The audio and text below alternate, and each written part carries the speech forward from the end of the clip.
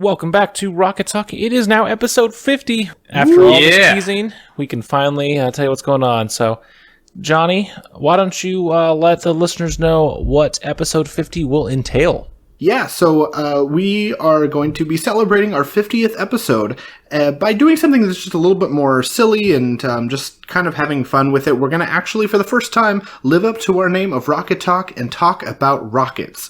So that'll include a bunch of different things that you would see in different forms of media, movies, TV, and even video games, where anything that has the rocket in the name is something that we might be discussing. So, for instance, some examples are Rocket League, the video game, Team Rocket from Pokemon, and a few others coming up. So this is our 50th episode of Rocket Talk. And on top of that, too, because we wanted to celebrate it, we went and asked every single guest that we've had on in the past if they would want to be on, and almost all of them said yes. So there are a few we are missing, unfortunately, and we wish we could have had you too, but it didn't work with their schedules.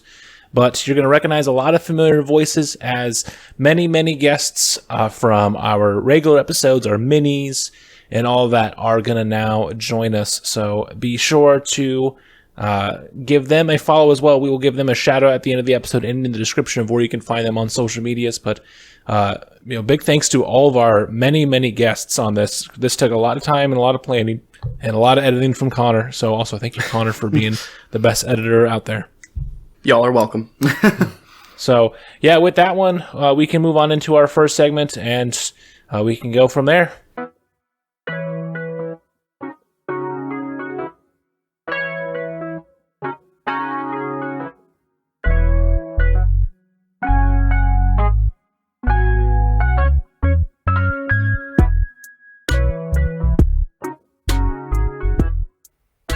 All right, and with this next segment, it is going to be all about rocket power. And so for this one, I am joined by good pals Blake and Ryan. You will recognize Ryan from the Last of Us mini. Hello, Ryan. Hello, how are you today? I am doing fantastic. I talk about rocket power. And then Blake File, who you will remember from the PlayStation 5 review mini. Blake, what is up? Big chillin', my dude. Yes, so As I mentioned, this one is about rocket power, to continue our rocket-themed 50th episode extravaganza. So this one is all about the fantastic Nickelodeon cartoon that ran from 1999 to 2004, all about the group of the four young sports enthusiasts, Otto, Reggie, Squid, and Twister. So if you did not enjoy rocket power, then you do not deserve to have rights. But no, but Rocket Power was a fantastic show. It was made by the same creators as Rugrats and All Grown Up and the Wild Thornberrys, so it has a very similar animation style, but definitely is a lot more different from it, as it does embrace the extreme sports, which were very popular at the time. This might be the most dated show out of all these classic Nick ones, because you watch this one and it feels like you just transported back to 2001, where the other shows, they could exist theoretically in the modern time, but it's a little different. This one is very 90s. Wouldn't you guys agree? Oh yeah 100%. It was so good and cool at the time. I didn't realize that's actually a shorter run than I thought it had, but if you go back and watch it now, I'm sure some of the humor and stuff is real. If you showed it to a little cousin or something right now, they'd be like, you thought this was funny? And I'd be really offended. But it was so of the time.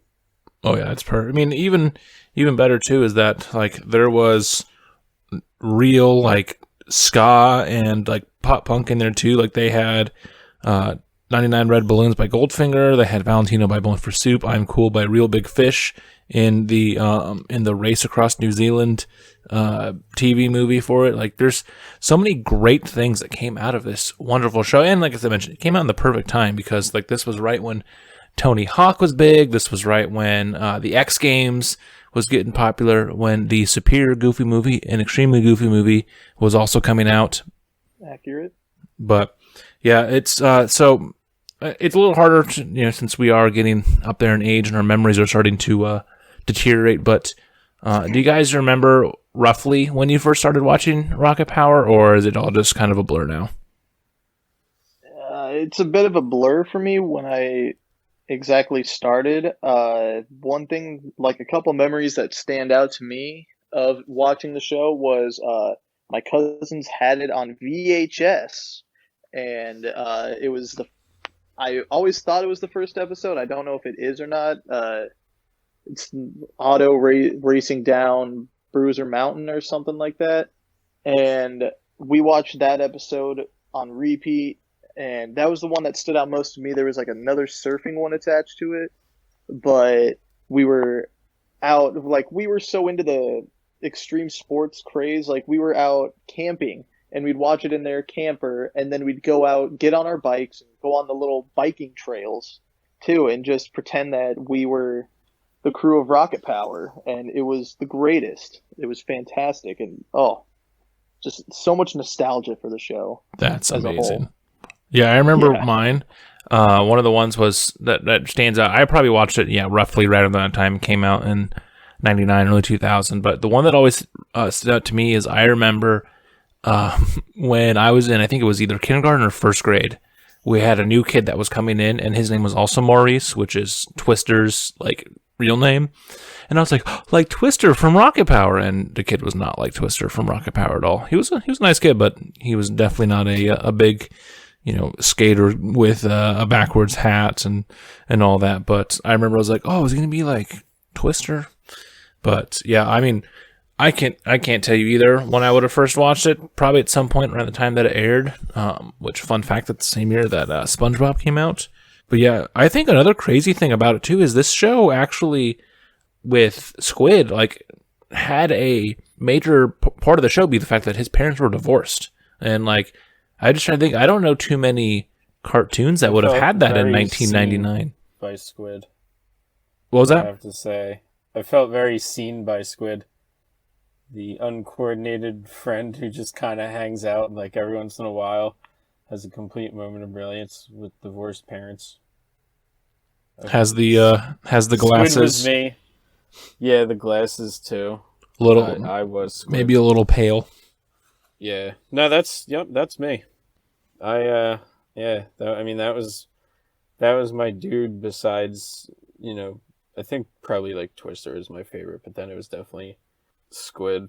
And I mean, I started watching that, like you guys said, probably when it first came out, like that. And that SpongeBob and Fairly Odd Parents all came out within like 2 or 3 years of each other, because I can't remember when Fairly Odd Parents started, but I know it was... Yeah, that was, I think, 2000, 2001, so yeah, about a year or two after. Yeah, I know SpongeBob's the only survivor. The thing with SpongeBob is it's so adaptable because they live under the sea. Like, Rocket Power is very of the time, but I think the other really cool thing about Rocket Power was, while another show in the 90s, I can't think of a comparable one off the top of my head. I'm sure there was one existed because this was, 1999. But it might have been, like, only skateboarding. But Rocket Power had, like, skateboarding, street hockey, ice hockey. They had, like, the ice hockey and figure skating episode where they, like, swapped to, like, break stereotypes, which was cool. Longboarding, surfing, rollerblading, which was still cool at the time. They had like a scooter episode too. Like everything that you could have called like an extreme sport or something like that was, not a mainstream sport, maybe besides like the 1 or 2 ice hockey episodes, was just so cool. Like there was something for everyone who was in the sport like that. I mean, they had like BMX and all that too. Yeah, because you're right. I'm trying to think, like, there's not too many other shows I can think about really that were true, like, encompassed the 90s as well as this did. Because, like, even if there are things in them that now, if you watched it, like, if you watch, like, Adventures of Pete and Pete right now, or like, some of the game shows when they win things like VCRs, it's like, obviously, that's going to date the show. But, like, watching Rocket Power feels very much like you are watching something at that peak. Because, I mean, with Tony Hawk, with the X Games, like everyone was, every kid was into some form of skateboarding or rollerblading or stuff like that because of all these things. And X so Games, X Games started around almost the exact same time, if I'm not mistaken, too. Like X Games 1 was like late 90s. Yeah, because that's when it finally like broke out into the mainstream. Yeah, it was founded in 1994. Well, at least throughout the country, because I mean, like the Z Boys and like Lords of Dogtown and Tony Hawk and all that was like early 80s, but it was the first time it made its way. Besides, like, L.A., New York, like people in Arkansas or wherever, we're seeing like Tony Hawk and we're like, wow, this is dope. Yeah, true. Another great one that kind of reminds me a lot of it. It almost feels like it was if they grew up, is the movie Extreme Days, which came out in 2001. I don't know if you guys ever saw that, but it's a lot of the same stuff. It's a bunch of best friends who were going to go on a road trip. They've been playing their whole lives to do a bunch of different extreme sports, and then a lot of different circumstances kind of cut it short. Actually, Dante Basco is one of the characters in it who many will know as Rufio, the leader of the Lost Boys, and Hook, and many voice acting roles like Prince Zuko and Jake Long. But another fun movie that also is very late 90s, early 2000s to go back to. Everything was all about skateboarding. Is there any episodes you can really think of that stand out? I know it's probably been a while since you've watched it before we decided we want to talk about these. Like, I hadn't watched an episode in probably 7 or 8 years before I watched some clips these last couple of days. But are there any episodes that you can think of that really stand out? I mean, the Tony Hawk episode, I think, is the obvious one. It painted... I think the way they painted Tony Hawk was cool, as this like mysterious dude, and they were really intimidated, and he was like, welcome to like the bird's nest or whatever, and he had all these like neon RBG moving floor, like crazy hat pipes, and there was something for everybody, because like they don't just skate in that episode. Obviously it's, skateboarding is like the main focus, but I've seen like interviews with Tony Hawk where he was like, that was so fun to do, like that, and when he was on The Simpsons. But the Tony Hawk episode, and the one where what's the female main character? I can't remember her name. It's escaping me. Isn't she Reggie? Yeah. Yeah. She switches with her cousin who does like figure skating or whatever. They both have like the purplish hair, so no one notices at first, and it takes Reggie's cousin maybe like a few shifts of the roller hockey to like get into it, and she's totally dominating, and she like takes her helmet off at the end of one of them, and they're like, whoa. But I thought it was cool because she's always painted as like, the dainty, very girly character, but she's like, like just dancing around these boys in hockey, and they just thought it was Reggie. And then Reggie, because she's kind of like tomboyish, was absolutely killing it in figure skating. So I thought that was kind of cool. And like with retrospect, it's a little cooler. Besides like, oh, they swapped. Like when you understand a little bit more about the world, not to be like an old man or anything. But those two. And any Squid episode, because Squid was my dude. Yeah, true. I was gonna say that the Tony Hawk one wasn't standing out for me. The other one was the one with the they tried to do the fake shark when all of the shoobies, all the normies and all the non resident, all the tourists come in. That was another one that I can remember. That was a pretty popular one and a pretty funny one as well. My favorite is if you read the Wikipedia page for it, it will mention that it's about the day-to-day adventures of 4-gang, and it's talking about how they get into various situations and overcoming the trials and challenges of growing up. And it's always talking about how in the end they learn that friendship is more important than winning, because like all these shows back in the day and still today, a lot of times they have these messages about growth and teamwork and blah, blah, blah, blah. But yeah, those are two that stand out a lot for me. That Tony Hawk one especially, like I mentioned, with all the RGB lights and all that. Blake, are there any that you can really think of off the top of your head that stand out for you? I mean, y'all have already hit him pretty much on the head. I just remember I can't really remember whole episode meetings or like the whole points and plots of them, but I can just specifically remember a few distinct shots of Squid manning the camera, and as everyone was doing their thing, just reliving whole 90s skater experience, because that was a huge thing for the time. Just recording your tricks on like a fisheye lens and just following people around skating, and whether it was snowboarding too, like in the intro sequence where Reggie just slides and throws a bunch of snow on the camera and then just shakes it all off, and just all the little effects like that. Just how crazy it all was, just looking back now and seeing how cool that was and how much I just wanted to be like that and do stuff like that and imitate. Yeah, seriously, for sure. And then I know another one too is like every other popular kids cartoon at that time. There were a bunch of different media with, especially with video games. There was a handful of games, and then the characters made appearances in the different like Nicktoon crossover ones. I did know they had a couple video games. Did you guys ever play any of them as well? Yes, I had the Rocket Power video game for the PS1, and that was like my introduction to a Tony Hawk Pro Skater style game. I remember playing the ever-loving crap out of the game, whether it was skateboarding around the boardwalk or at the amusement park or at the skate park, just the different major locations throughout the show, like in the neighborhood too, and trying to get all the little collectibles so I could unlock Uncle Tito and just skateboard around with him. It was just so cool to be able to experience that, and I just loved that game so much. Yeah, I played, there was one either on like the PS2 or the GameCube, I want to say, and I played that at some friend's house. I can't remember if it was my next door neighbor or one of my friends growing up, but I remember playing some of that too, and yeah, it was very much a Tony Hawk clone, but like, it worked because the show was about a lot of the same stuff. It wasn't like some of these weird ones like that Simpsons Tony Hawk ripoff where it just like, why is this here? Like, even if Bart skateboards.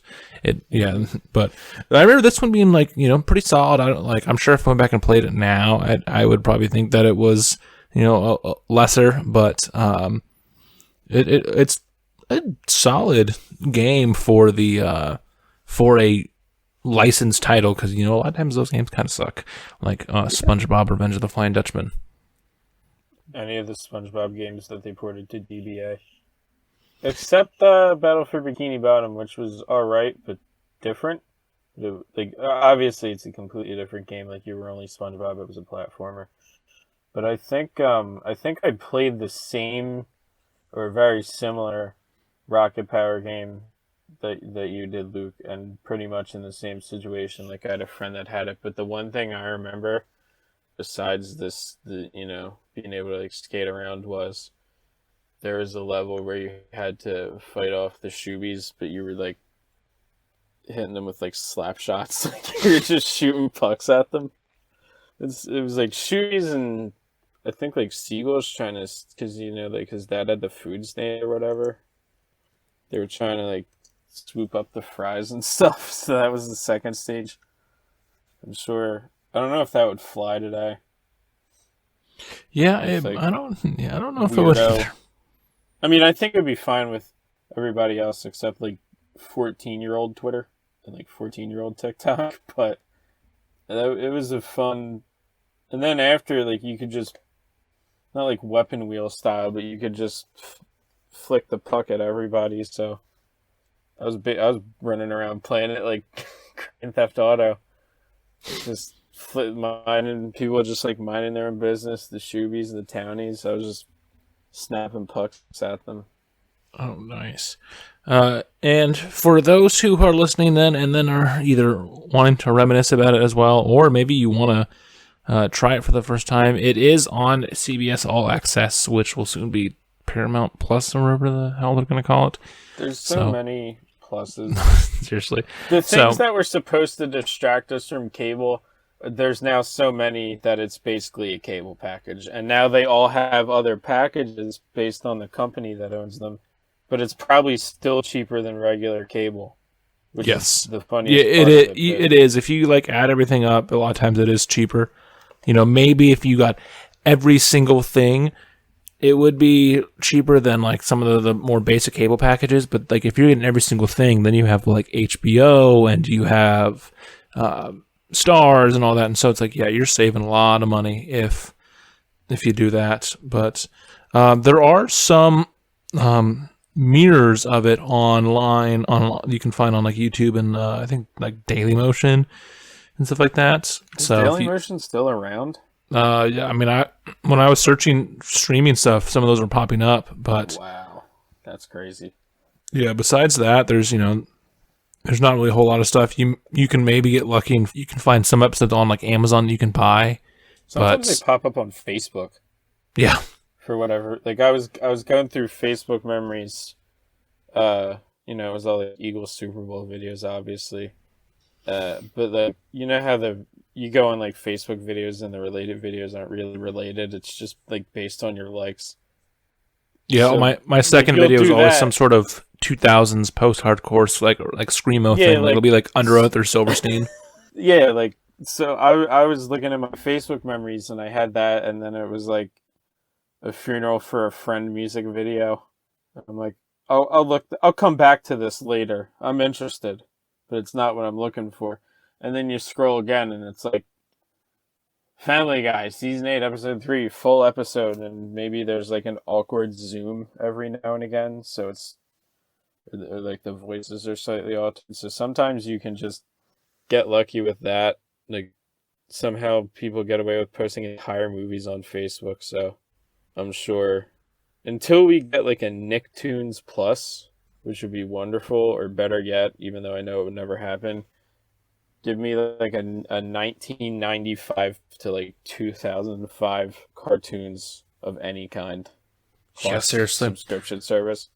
I would pay an astronomical amount of money just for all the really good shows that were out at the time, and some of them still hold up really well. Maybe Rocket Power doesn't, but stuff, like Batman Beyond and stuff like that. I would love to watch those again. Well, I mean, if you get CBS, Disney, and HBO, if you get all those streaming stuff, then you'd get a lot of those from the WB and Cartoon Network shows, and then Nick with CBS All Access since it's Viacom, and then the all the classic. Not all of them are on. WB had the Kirby show, right? Yeah, like part of the 4Kids stuff. Shows. I don't know if any of that stuff's on any streaming stuff. I want to hear the Kirby TV show theme song again. Yeah, because I know like Sonic X has been on Netflix, but I don't know if Kirby is. Yeah, but a little bit of a tangent there. But yeah, I mean, Rocket Power is fantastic, and I hope that anyone who's listening to this part of the segment has had a nice nostalgia trip, and they're gonna make us and go watch it. I mean, I do this every once in a while. I'll get something gets brought up, and then I'll go down a rabbit hole of watching whether it's Rocket Power or Figure It Out or Legends of the Hidden Temple, all these classic Nick shows that aren't on anymore, and you can't find them on stuff either. They only have them on like some streaming stuff, but like not like Netflix or Hulu or anything like that, and I get sad. So. But before we wrap it up, are there any last things you guys want to say about the greatness of Rocket Power? I mean, go watch it. That's all I can really say. Go watch it to get a little glimpse into what life in the 90s was, or late 90s, early 2000s was like for most kids, and what we all wanted to do and be like. Watch it and appreciate Squid as a character, because he's not just like the little dorky kid. Like, Squid has some cool moments of overcoming fear. And who else has a cool shark fin helmet? That's true too. No one, just Squid. Squid's that dude. And he's a Midwest boy, so us Midwest boys can feel good because he's from like Hutchinson, Kansas, or something like that. So did they actually give the specific town? Because I remember them saying he was from Kansas. They eventually gave it later on in the show, but yeah, so you get a nice Kansas boy. So us Nebraska boys can. Yeah, he's a stand-up guy, but Yeah, that will wrap up this this segment. At the end of the episode, we will go give a recap of a whole of where you can find all these guys, because Blake and Ryan are both have some wonderful social medias and Twitch account and all that you can find them on. So at the end of the episode, let's announce all of that. But thank you guys for joining us, and it's been great to gush about this wonderful show with you guys again. Oh yeah, thanks for having me, and thanks for having us. Pleasure to be here.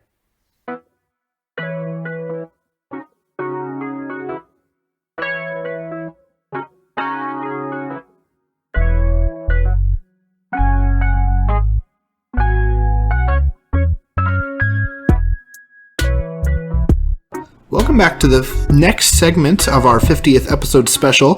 As always, I'm your host, Johhny, and for this segment, I'm here with Corie and Blake. Hey guys, how are you both doing? I'm doing swell.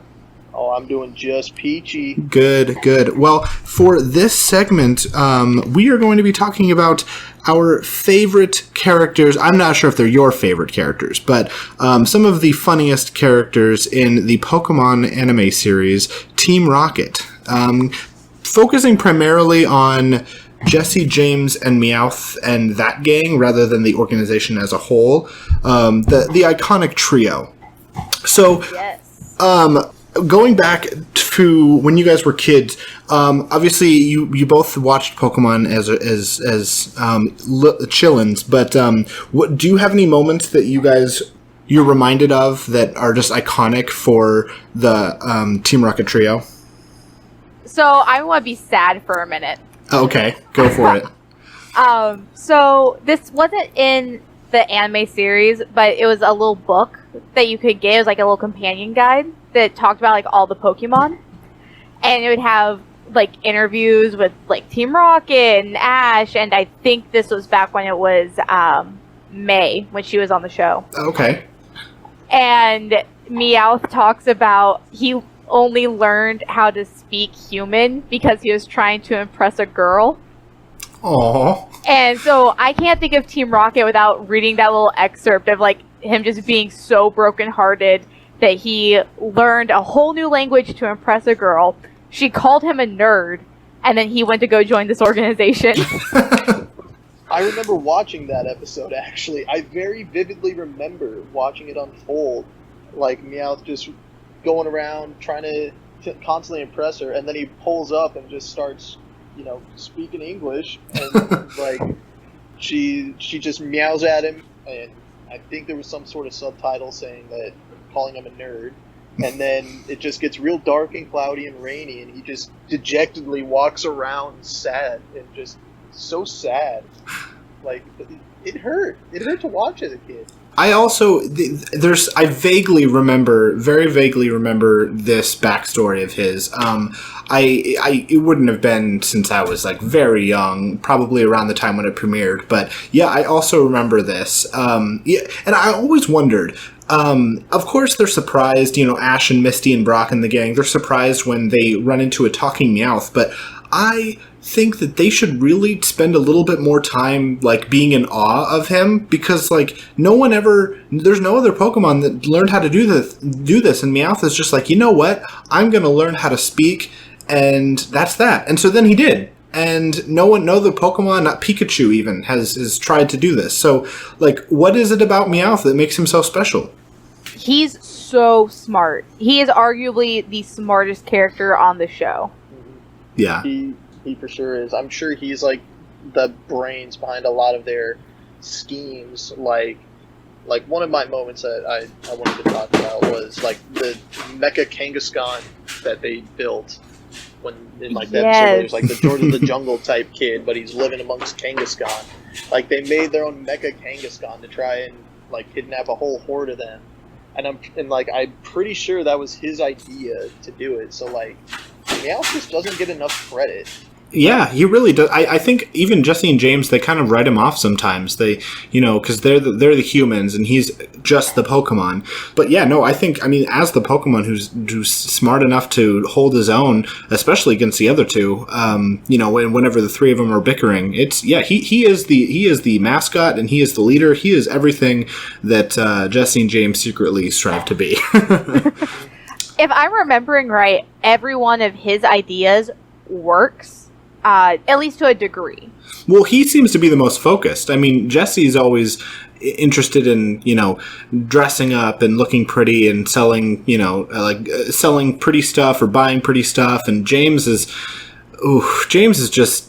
Let's segue actually to James, because he is something special. He is, the Team Rocket trio, or particularly Jesse and James, they're very famous in the anime for cross-dressing. And one of the first things that I think of when I think of James is just all of the times that he jumps at the chance to wear a dress, which, that's his prerogative, and good for him.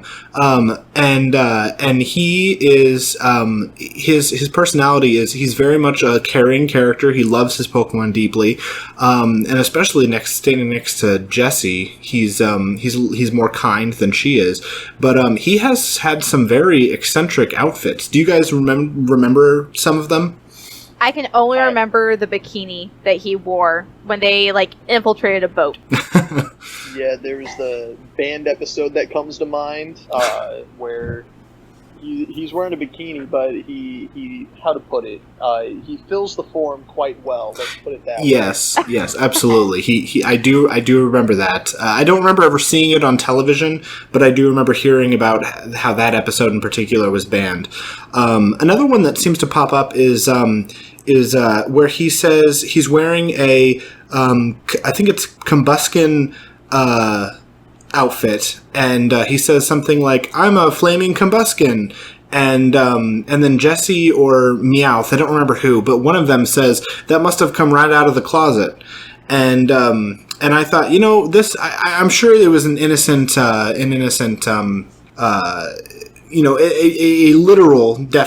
literal meaning of coming out of his closet. But the writing, maybe they snuck in something that they were trying to hint at to the audience about James. I'm not really sure. That's actually something that came up in my little bit of research beforehand, where they actually definitely say whether or not, if he is gay or not, coming out of the closet and stuff. He isn't.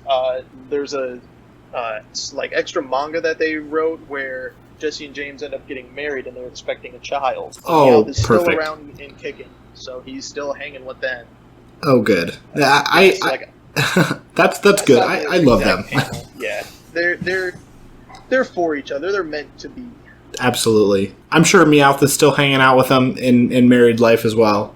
Oh yeah, for sure. He's the one keeping the house in order and making sure it doesn't fall apart. I feel so sorry for their future child. It has no hope of getting the brain cell. Oh no. Meowth is going to teach him everything. Oh yeah. Actually, so going back to James being very caring towards his Pokemon, I read somewhere that he is actually probably the best trainer of everyone on the show, because he does take time to take care of his Pokemon, especially after a battle, and he will not force them to do anything if they do not want to. There are a lot of his Pokemon. I can think of Cacnea. There's a squid Pokemon in the newer series, and then that vine. There's another vine Victory Pokemon, Bell. Victory Bell, and then another one with a Carnivine. Yes, at least 4 Pokemon he's had have some kind of they hug him, or they spray him with something, or they try to eat him as a form of affection. He clearly is doing something right if they all have that strong affection between trainer and Pokemon. So yeah, I think you might be right, Corey, that he definitely does seem to care more. And if he wasn't spending so much time trying to steal the Pikachu, he could have a real shot at being the best Pokemon trainer. Oh yeah, I think the only Pokemon he ever did dirty was his Growlithe that he left back at his mansion. Yeah.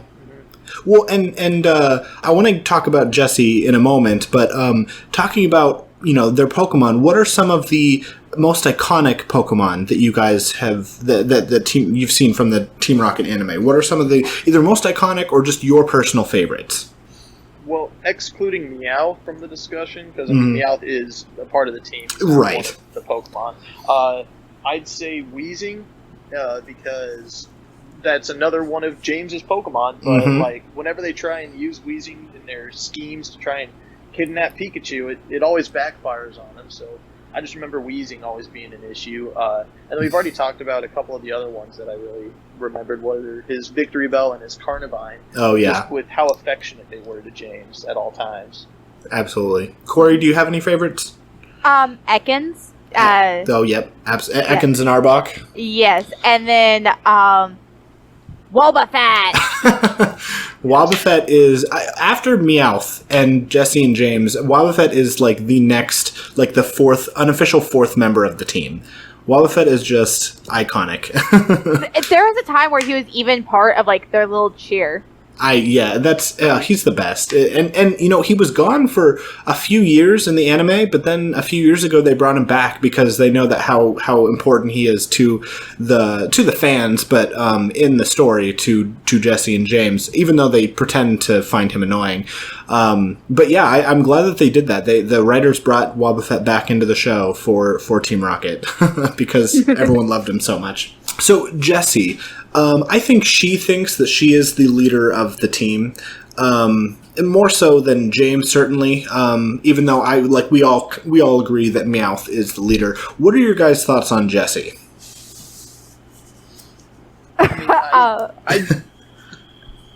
Whenever I think of Team Rocket, I just remember as a kid, like, I don't remember her Pokemon being too exciting. Like, I was never a fan of Arbok and Ekans, but like whenever presented with the option between like Arbok or Weezing in Pokemon, I'd always go Weezing. So like I always just felt like, due to the Pokemon that both of them had, I always just felt more of an affinity towards James. And so like I just don't remember a whole lot about Jessie other than her wanting to play dress up all the time for schemes and try and use disguises. She is probably the most ambitious member of Team Rocket. Absolutely. Yeah. Go ahead. Oh, I was going to say, which I think people kind of write off as her being selfish, and to a degree she is. But I don't mind her as a character. Yeah, I think when they first premiered, they seemed like very flat, two-dimensional characters, but as time has gone on, they've given both Jessie and James, and obviously also Meowth, a lot of backstory. And Jessie, you know, she's not at all an exception of this. She's had actually a tragic backstory, and you know, now she's got a love of riches, and she loves pretty things and things that are expensive, and money is very important to her, which might explain why she's connected with Meowth, who always has a coin on him. Going again, you know, on the opposite side of what you said, Blake, you always liked Weezing better than Arbok. Me, on the other hand, I thought Weezing was just too weird. And whenever I would have the choice in like one of the 64 stadium games or even the Pokemon Puzzle League game, I would always go with Arbok over Weezing, just because I think snakes are cool and Weezing is kind of a freak. That's fair. But all right, never mind. No. Also, Jessie's hair. Let's talk about Jessie's hair. What is going on? A lot of hair gel and hairspray. How much time does that take her every day? Oh, that's gotta be at least 2 hours. I've seen some really cool cosplay online of people who are posing as Jessie, and there's some wild stuff you gotta do with that hair to make it stand out like that. Oh yeah, I'm sure. It's like, I'd like to imagine her like before the Team Rocket, anytime before they show up on screen, as if it were like a whole scripted sitcom of a sort, or like up until the last second before she needs to be on screen, they're doing hair. She's like just working on her hair constantly. Exactly. And she has to be perfect for it. Yep, that fits her personality and the obvious lengths that it would take for her hair. But yeah, that's probably exactly right. And you know, even though they're posed as villains a lot, there's been quite a few times that they've actually helped out Ash. As early as even the first season, they're cheering him on for a few gym battles, it looks like. And you know, a lot of people like to think of these guys as villains, but personally, I think that they're just too iconic and too silly to really be villains, and they are. Let's all face it. They're the heroes of the story. You know, Ash can do his own thing, but these guys are the heroes, right? I wouldn't go as far as saying they're the heroes. No? But I think they present a unique situation, since Team Rocket is an entire organization, and their leader is the one who's like, I want that Pikachu! Look, they've got an evil boss, but that doesn't make them the bad guys. No. They don't have enough brain power to be bad guys. That's fair, yeah. But I remember in the Mewtwo movie, I remember them being like, okay, we gotta side with Ash on this one, and them just sobbing when he gets turned to stone. Yeah. See, they During that point, you're heartless. Like, that scene was just so. Oh. That Mufasa who? So painful. Yeah, exactly. Mufasa who? Yeah, that is one of the saddest moments in not just Pokemon, but in like our childhood cartoons or anime, just in general, one of the saddest moments. But even you can't even stop Team Rocket, the Ash's enemy, from crying. So they're clearly. I'm not going to listen to what you said, Corey. They're clearly the heroes. They're Ash is the one getting in their way all the time. And I want to thank you guys both for coming on for this quick segment. Corey, Blake, Corey, do you have anything last minute that you want to just throw out there about the best Team Rocket trio that there is?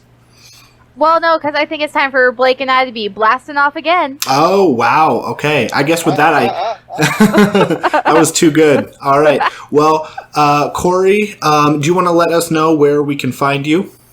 Yeah, you can find me on TikTok as Miss Kitten, and you can follow me over at the Nerdmageddon Facebook page. Perfect. And Blake, do you have anywhere that you would want us to tag you at? Throw out your name at? Probably find me on Twitter at ShakenBlake, and then Twitch at a Funny Joke 42. Perfect. Okay, well, this trio is going to be, as Corey said, going to have to be blasting off. So thank you guys again, and we are going to head into our next segment.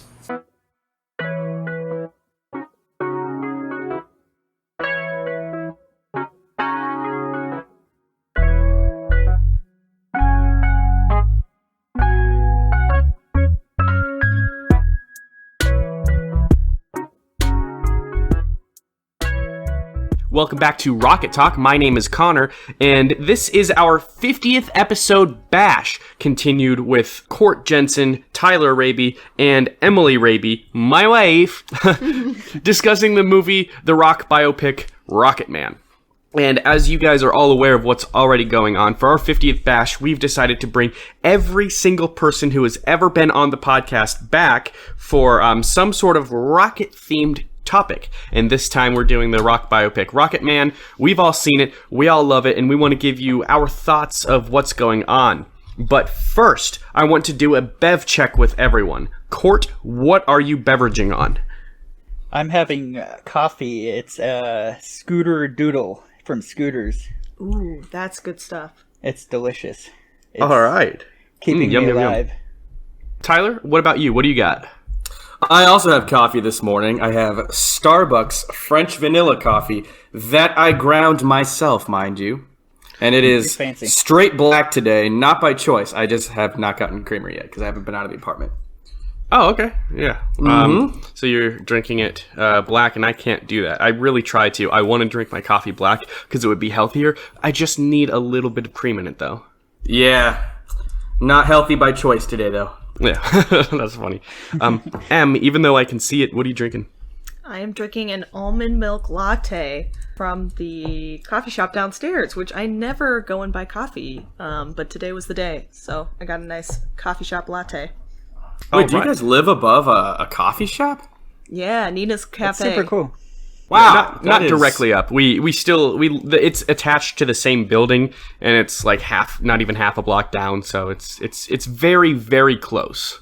That is some How I Met Your Mother stuff right there. That is really cool.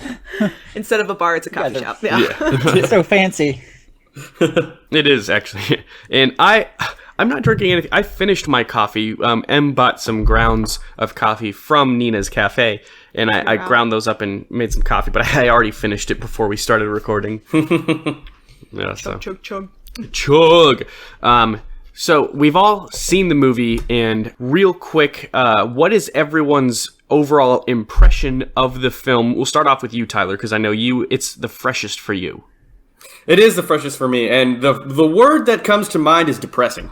That was one sad film to watch. Even when the ending was on that uphill climb, I'm like, that was not uphill enough. I'm still sad.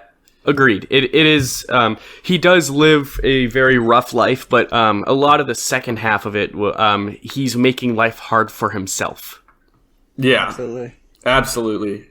And my impression was that when I said that it was not uphill enough, the movie ended rather abruptly, in my opinion, because there wasn't really resolution. But I'm like, the man is in his 70s, and the film ended in like either the mid 90s or the early 2000s. I couldn't tell, but like there was a lot of life left, and he actually has a really happy life right now. In order to offset the darker tone of the movie, I think it should have ended with more happiness, just to put it unprofessionally. Sure, I guess that's fair. I think the film ended where Sir Elton John wanted it to end, with his overcoming his drug addiction, and he never went back and did any sort of drug after that. So that's where he wanted it to end, because after that, I'm wondering how interesting would the film be if it's just him touring. However, I do understand your point, because the film is a rough ride overall. Court, what did you think? Do you think that it's a rough ride? I mean, it has to be to be compelling, and it was just a man's life, and he struggled with sexuality. At one point, he had his head in the oven at one of the houses he lived in. I think around the time he was going to get married, and then he called that off. I think Long John Baltry, a guy that basically saved his life, and he wrote the song "Somebody Saved My Life Tonight." Saw him with his head in the oven, is like, just tell people, just call off this wedding and tell people about your sexuality, embrace it. It was great. I saw the movie with Johnny the first time I saw it at the movie theaters, and when I was visiting you guys in Minnesota, I already had a pretty good knowledge of Elton John and some of his life, because I had seen some documentaries, and so yeah, I thought it was fantastic. I have the Blu-ray, and I dove into special features, and I've done fact checks and all the usual homework.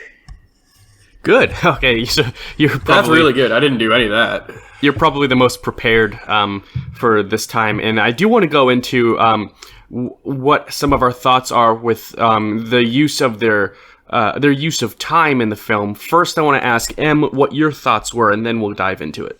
I really loved the film. I loved how theatrical it was, because I think that just represents, who Elton John is, just a very theatrical guy. And it's interesting because obviously Elton is not dead yet.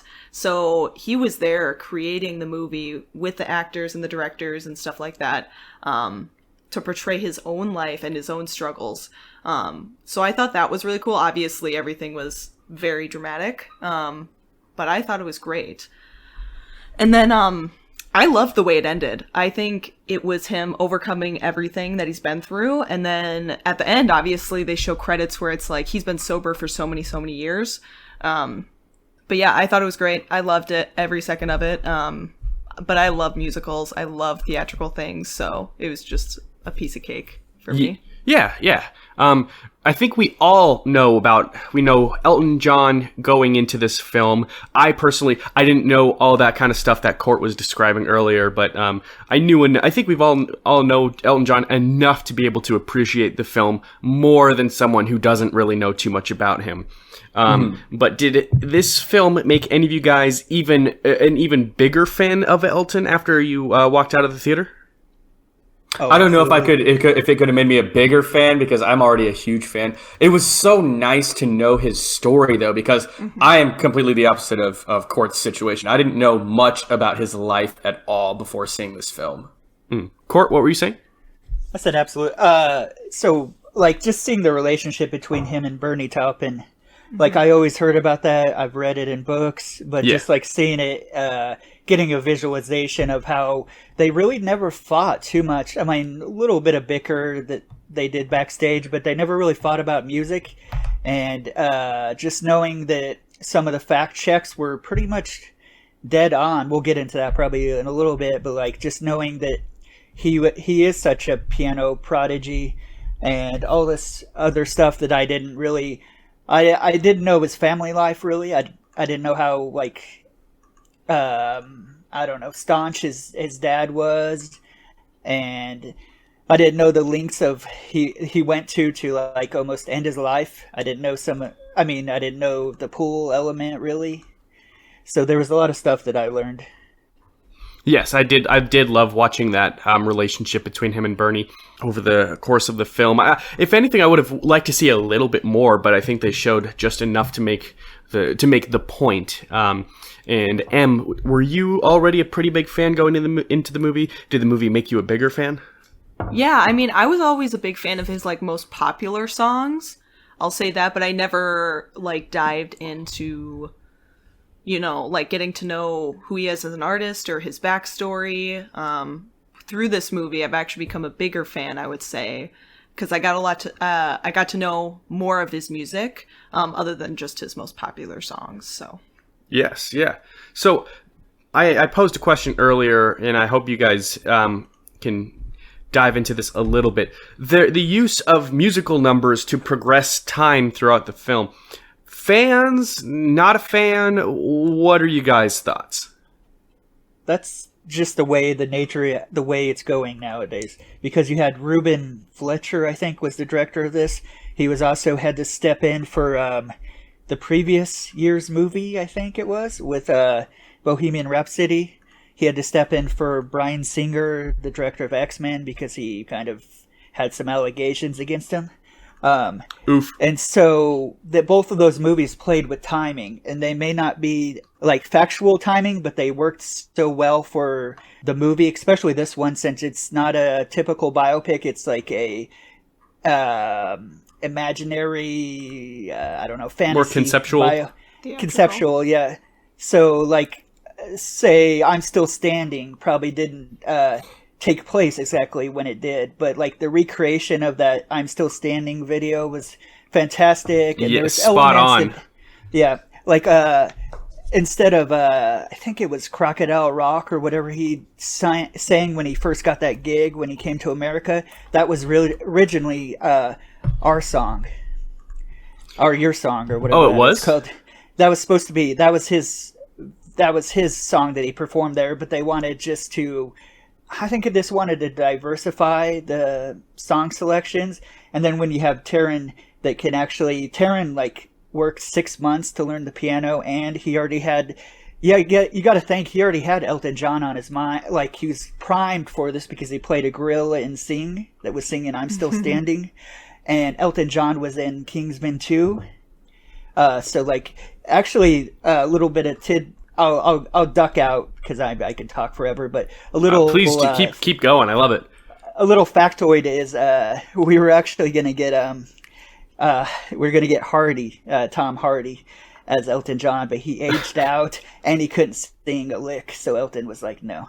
So that's okay because he can step in and he can be kooky as Venom. That is hilarious. Tyler, what about you? Well, the first thought that I had once the movie was over, I'm like, was that the time frame of when the songs came out, or were they only using his songs just to express his feelings at the time? And that's what I'm still stuck on to this very day, because I don't really know. I don't know his choreography.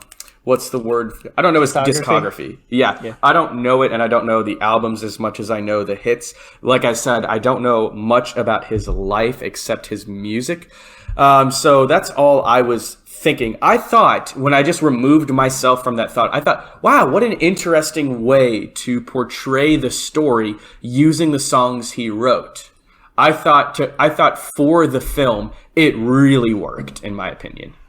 Yes, I think so too. I think it was the most effective tool they use, and Emma was saying earlier that it just fits who Elton John is. It would have been nice to be reminded of what year it was, or something like that, because Richard Madden's character John was walking out of the hotel room where Elton was having a fit, and he's just like, you've signed that contract with me years ago. And I was like, oh, okay. So it's been a while, and it would have been nice to be caught up at that point. But that didn't take away from the experience at all. If anything, it would have just made it a little bit more structured, but I don't mind that it was more conceptual, because then it's just playing around with the music, and the music becomes the movie experience as well as Elton's life. So it, like you were saying, Tyler, it does enhance, and it would have been hilarious to see Tom Hardy play Elton John, just putting his hand on Richard Madden's shoulder, saying, "Do you feel in charge here?" That would have been hilarious. With the Bane voice. Yes. But yeah, can you guys think of any other actors that would have portrayed Elton John well? Because personally, I can't. I think Taron Egerton was the best, but I didn't give this question any thought. I'm just asking it right now. Now that I've seen the movie, I literally cannot see anyone else but Taron Egerton playing Elton John. He's got the look. He's got the voice. He really fit into the glam rock persona that they were going for. So no, the answer is no. I can't either. I mean, the guy committed. He thinned out his hair.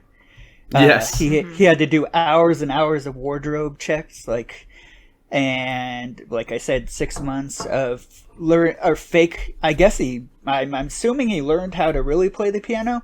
I would think you would if you had to spend that much time, but certainly he faked it. Yeah. Oh, yeah. He absolutely faked it. But actors can pretend to be musicians really, really well. Better, in my opinion, than musicians can pretend to be actors. That's why I was so afraid of Lady Gaga's performance in A Star Is Born. But then she ended up just killing it and being awesome. But when Bradley Cooper had to learn how to sing, and he actually ended up doing really great, he really does sing. But he also had to learn how to play guitar with Willie Nelson's son, and he plays guitar all of a minute and a half, 2, maybe 3 minutes in the entire film. But real musicians will be able to nitpick that stuff and say, oh, he's not really playing the guitar, he's not really playing the drums, or something like that. So you have to, if you're gonna fake it, you're gonna be a fake star. You're gonna be a fake prodigy. Well, and I think he's a really transformative actor. If you know his other work, I mean, he got his big start with Kingsman, where he played this hot British boy. And then he went to, Eddie the Eagle was also huge, where he played a Special Olympics skier, downhill skier or something like that. And then he plays Elton John. He just literally transforms for whatever roles he's playing. So I just think he did a fantastic job. Yeah, he's really got the method acting down at this point. Yeah. Agreed. Okay, yep, Taron is just absolutely perfect for the role. And yeah, the guy who played John Reed, his manager and boyfriend at the time, he was also the guy from 1917 at the tail end, where when the main character comes up, is like, "Hey, I'm so sorry, your brother's dead." Yes. I did not know that until I looked it up. I'm like, "Dang, okay." Yeah, he also plays the main character in a show called Bodyguard, which is, Tyler, if you haven't seen Bodyguard. Oh my gosh, that's him. No, I have seen Bodyguard. It's amazing. How did I not make that connection? I'm an idiot. Everyone in this film did, in my opinion, a fantastic job. Even the kid actors, because kid actors are notoriously horrible. However, I think lately, child acting has gotten way, way better. And so whoever played Little Elton at the beginning, when he was fantastic, playing along with the radio, that kid was really, really great. But moving on here, I do want to ask, is there a song in the movie that was portrayed in the movie that you think was your favorite? Not your favorite Elton John song, but a song that the film kind of played around with and then was perfect for the particular scene it was in. Anyone? I've got two. So the first one was Get Back Honky Cat, where him and John begin their relationship, and then it's they're moving in together, they're going out and buying stuff, living a glamorous lifestyle. It was really fun. Fun is the word that comes to mind. I love the way that they portrayed it. And Taron Egerton also just kills the vocals as well. And then after that comes Rocket Man, the actual song, where he's at the pool and he's going to commit suicide by throwing himself in a drunken stupor. And then it flashes back to himself as a kid. He's like, you know what? I miss my life. It's lonely out here in space. Whereas really rethinking the indulgent lifestyle. Yep, I think those were really great. And Honky Cat's one of my favorite. Saturday Night's All Right for Fighting is my other favorite if I had to choose two of them, because that one was really fun, where he gets discovered after that. Sort of discovered. He starts playing for the Isley Brothers and stuff like that. But Court, what about you? Any songs in particular stand out to you?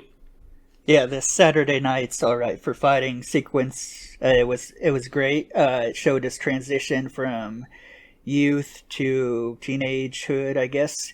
And then the sad, sweeping nature of being on the cusp star at a party where you're lonely in Tiny Dancer was really moving for me. So I think those two, I mean, there wasn't a bad one in the mix. And then I love the recreation of I'm Still Standing.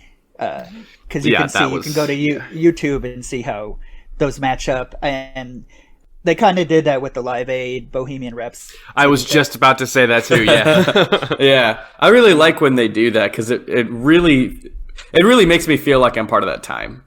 Mm-hmm. Em? Yeah, I would say Honky Cat. I feel like that's a really popular one, and I just love that song. But then I also, Rocket Man. That's one. I mean, I loved everything that everybody's been saying, but yeah, Rocket Man, where he is like swinging the bat, obviously comes out in the sparkly baseball outfit, and he has like a sad face on, and suddenly he has to like fake a smile because he's going on stage. And I'm like, that's probably so real for so many famous people when they're just not having it that day, but they have to fake it and they have to put it on for everybody who's in the crowd. So I thought that was really cool, and it was an interesting transition at the end of that song as well, because you know how he like rockets up into the sky and suddenly he's on the airplane. I just thought that was so interesting. Just an interesting transition. That was I think perfect. And then they're in the plane and he has no idea what day it is. He's like, I've been high for days. Also, like, the sleazy manager was shooting down all of the songs, so he was singing, like, I guess it's Why We Call It the Blues, or whatever that song is. And he was singing, I don't know what else, but he was on the piano and, like, he was shooting down all the songs that were, like, classics. That would become his gigantic hits. I know it wasn't right. That was one of like the fact check things. It wasn't right for the time period, but it made sense. Yeah, They did the same thing in Bohemian Rhapsody, where they had to have that one production manager that's like, no one's ever going to listen to this. No one's ever going to like that. Like, does there have to be that one asshole that is like completely disconnected from the actual real world of what people like? That's just the biopic, like. If it falls into any of the cliches, in the trope, like if it falls into any of the cliches, you have to have the manager or the studio producer that says like, "I don't believe in you," and then you turn them around. They did that so famously in a movie that I adore called Walk Hard: The Dewey Cox Story, where they have a producer and he goes, "If you can change my whole way of thinking in this one moment, Dewey Cox, if you can make me a believer," and Dewey Cox starts his band, like he just wrote the song right there and his band knows how to play it. It's just like a total like send up of Walk the Line Walk the Line, Ray. If you haven't seen that, watch that, because it's how you escape from cliches of a biopic. So everybody who's making a biopic should watch Walk Hard: The Dewey Cox Story. Em and I were watching Get On Up a couple months ago with Chadwick Boseman portraying James Brown, and there was this TV show, and it was going to be band after band after band after band, and then it was going to be James Brown followed by the Rolling Stones. And James Brown was like, "Who are the Rolling Stones?" And his manager was like, "Nobody. They're instant has-beens." And it was like, of course they had to put that in there, because now they're in their 70s and they're still pumping out hits that chart in the Billboard Top 100 and stuff like that. So it is definitely a cliche, but it does get the giggles. It's, even though it's a cheap laugh, it still gets laughs. Mm-hmm. Well, and I also think like no big band knows they're gonna make it until one day it happens. Like there are all those people who, I bet like for every big band, there's always those producers that were like, no. And then years later, it's like the biggest regret of that producer's life. I mean, how many Beyoncés have been turned down?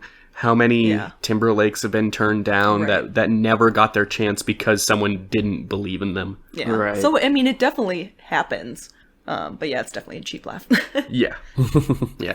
So someone, I think, Court, you were talking about the accuracies, and you sent me that list on slate.com.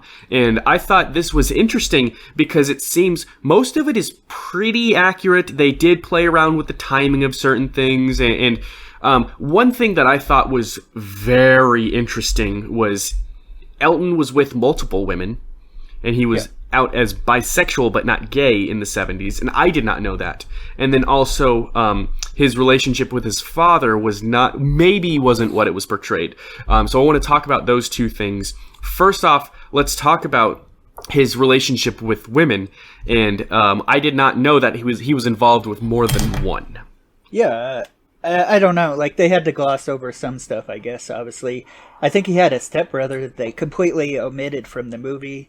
And same thing with when I go back to, like, that Long John Baldry. He got his name because he was, like, a huge, tall man. And I guess he was instrumental.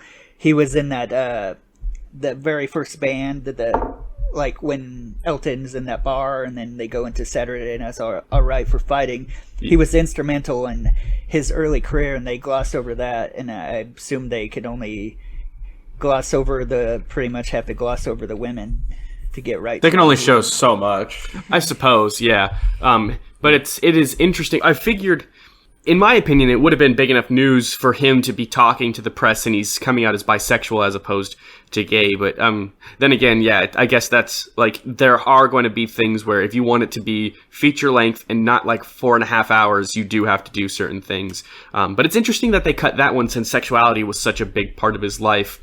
And then there was this, so part of that was, that list is where he's talking about his relationship with his father. His stepbrother and I think his stepmom both came out as it's not true that he was so emotionally distant to Elton. He was always very loving, and his brother. Sorry, my butt hurts. I'm moving around. Elton John's half brother, Jeff. The highlight of the podcast today. Jeff Dwight was saying, when I was growing up, Elton was always there, and we had a lot of fun on family holidays and things like that. I mean, wow! Holy crap! Was he lying, or was he just exaggerating to make a point? What do you guys think? Well, do you have any thoughts? Elton John did not write this movie. Like, there is certain stuff that they're going to change in almost every biopic just because they have to tell a story as well as like history.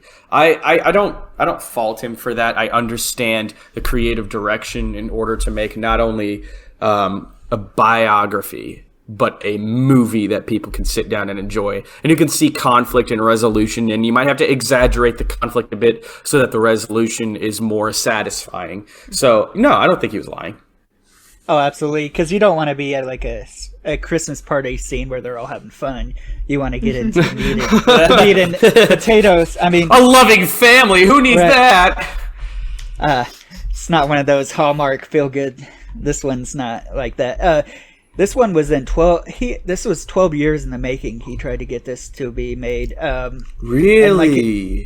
Like you said, like Tyler said, Elton wasn't super involved. It was more like David Furnish or whatever, isn't it? His husband, partner, was mostly on the set. Like, Elton would pop in. Taron actually lived with him for a while. And a funny story I just read this morning was Taron and his girlfriend were sneaking into the kitchen, and at like 3 a.m. they stole some alcohol, and then of course Elton, being a millionaire, has guards and like security, and they caught him. But that's hilarious. That's kind of funny, yeah. I mean, why not just ask for some? You're already invited in to live with him, or because you're a movie star, go and buy some. Yeah. I don't know exactly what they meant by, I don't know officially it'd be stealing, maybe just borrowing without asking, but I'm sure Elton wasn't participating in alcohol at that time. I mean, probably not. I'd actually like to see, I mean, you don't often see biopics get like sequels, and I'm not saying they should have a sequel, but maybe you should have something from, I think it ended at 83 or 84, and maybe you should have something about his relationship with Princess Diana. That was very important. That would be really, really great. That would be. I forgot that Candle in the Wind is technically dedicated to her. I always thought it was Marilyn Monroe. Yeah, well, it was the first one, and then when she passed away or whatever, he rewrote it and rechanged the word for a funeral. But like he was really with her, like, and I would actually. You probably have to have it be a Disney film, but I'd like to even see his work with like The Lion King. I mean, he struggled in the 90s to be relevant, like a lot of people did. Whatever. 5,000 Candles in the Wind by Mouse Rat is way better. So, by Little Sebastian. Two more questions before we got to wrap it up. Unfortunately, this podcast is going to be super long as it is with all the guests that we're going to have. But two more questions. Was there any other fact omitted from the movie or altered that you thought was really interesting? I don't know, because I just don't know Elton John's life that much. This was my first deeper look into his life. Probably just the turnaround from the Dodger Stadium. Is that where it was? Yes. Okay, to getting out of rehab or getting clean. That didn't happen right then. It was like it's nitpicky, but it was like a few days later. But it was a pretty good turnaround from like almost killing yourself to taking all the pills and almost killing yourself to going and doing a massive stadium. It didn't quite happen the way it did, but also you could say that for Bohemian Rhapsody. Like Freddie Mercury gave the news of his AIDS thing, and then they went right into Live Aid, and then they showed where like they were raising a bunch of money, and it was solely on Queen. That's not true because he had U2 and all these other monumental artists. Anyone who was anyone at that time. Everyone who was anyone. But they just pegged it on Queen because it made it juicy.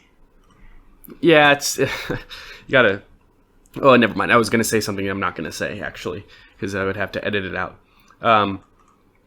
So one last thing is, what are some biopics that you want to see get made? Timothy Chalamet and Bob Dylan. Yeah. I'm so pumped for that.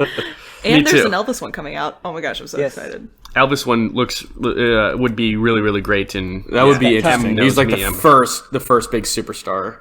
It's got Tom Hanks as his manager, I think. Really? That's going to be really, really cool. Yeah, that'll be interesting. And Austin Butler, if you know who he is, he's going to be Elvis, and that's just like the most perfect match.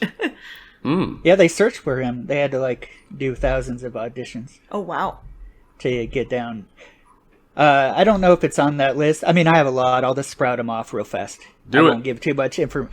I want to see Fleetwood Mac with Bradley Cooper and Margot Robbie as Lindsey Buckingham, and Stevie Nicks and Fleetwood Mac slept with each other and had a bunch of infighting. What else? I would like to see maybe an Ozzy Osbourne, maybe Black Sabbath and Ozzy Osbourne. I'd like to see a Weird Al movie. Probably, I mean, he didn't have a crazy life. He wasn't into drugs, but I would like to see it directed by Adam McKay, who did Anchorman and the other guys. That would be so perfect. Yeah. Let's see. They're already doing a Gorillaz thing, I think, for Netflix, but Gorillaz movie. Yes, I'm so excited for that. Beastie Boys would be great by maybe the Straight Outta Compton guys. Absolutely. I'm trying to think of that. I know I had some more, but like I'm drawing a blank. I want to see a Michael Jackson tell-all. Yes. From the time when he was a kid all the way up to the closing of Neverland Ranch. That would be and the releasing of the witnesses' statements. That's what I want to see. That could be the first like biopic that gets like multiple movies. Oh yeah, that could be a Netflix miniseries. Oh, I feel like there's too much meat in that sandwich to devote. But also, I'd like to see Nirvana, because there has been Kurt Cobain type movies. Gus Van Sant. They've tried. Yeah, I want to see that's the one I was thinking of. Yeah, it wasn't that good though. You guys should check out a movie called Sound of Metal on Amazon. And that director, he's a very indie director. He could be perfect for Nirvana. Yes. Okay, I'm gonna check that out ASAP. Yeah. I would, maybe not a biopic because it wouldn't work, but I would love to see some more content on Iron Maiden. However, it is a revolving door of bandmates, so it would be so hard to keep up with them. I'd say the same thing about Pearl Jam, but they had like 50 drummers.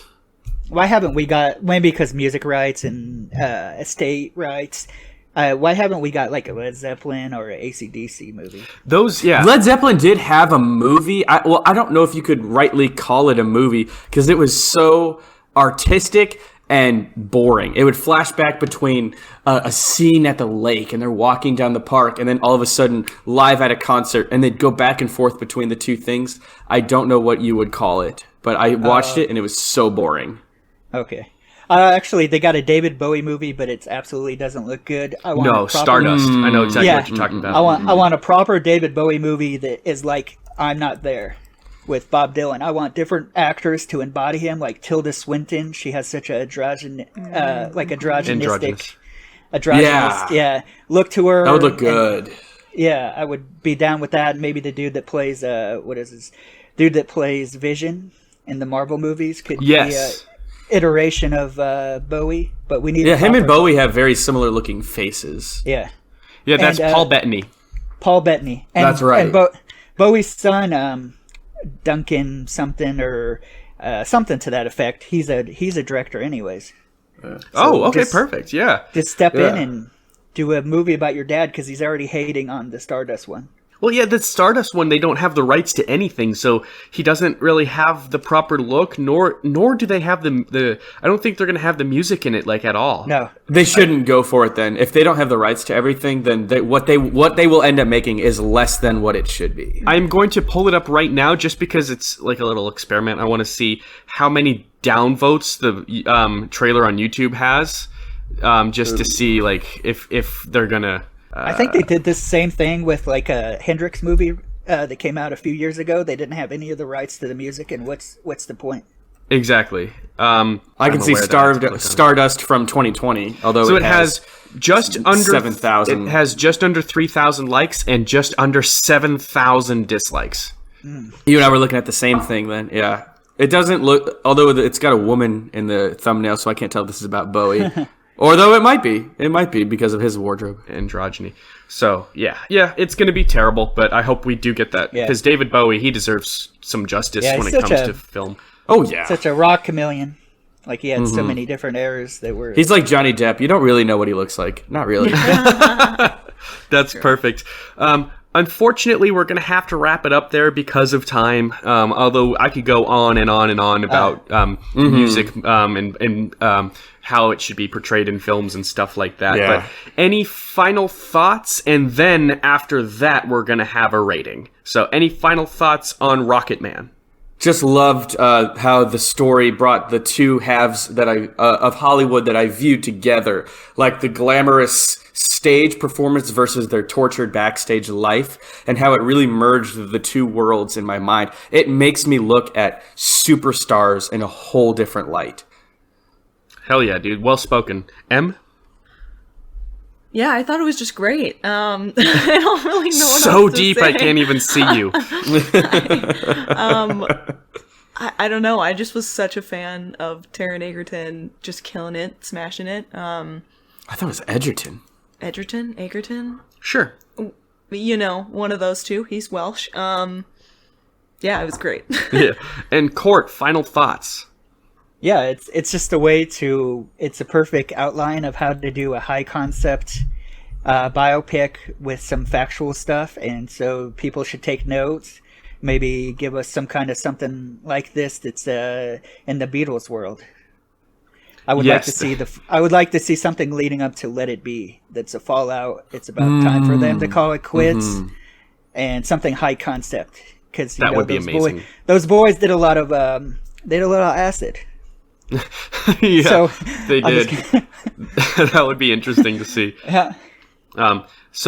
Before we go, I want everyone to give this movie a rating, and it's not going to be on a scale of 1 to 10 out of 10 or anything like that. It's going to be something based on the film for the rating. So for me, I can give this film a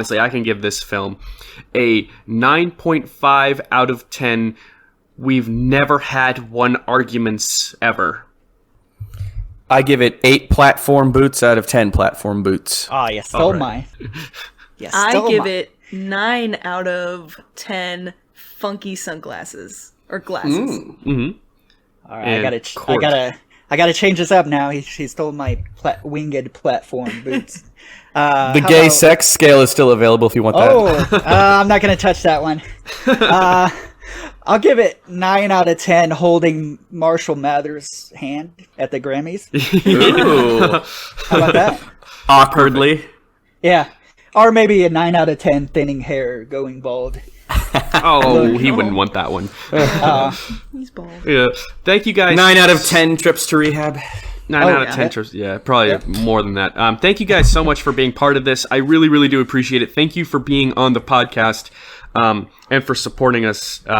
All 3 of you guys give us our 3 views every single YouTube video and our 3 listens every single podcast. So we do appreciate you guys basically carrying the weight of Rocket Bomb on your backs. My pleasure. It's my cross to bear. So here's to 50 episodes and many more to come. We'll definitely be having everyone, we'll have Court, Tyler, and Emily on the podcast in the future for more delicious content. Please like, comment, subscribe, share this with everyone and anyone. And we're going to be continuing on with more of this Rocket Talk 50th episode bash juicy goodness. Bye, guys. See ya. Bye.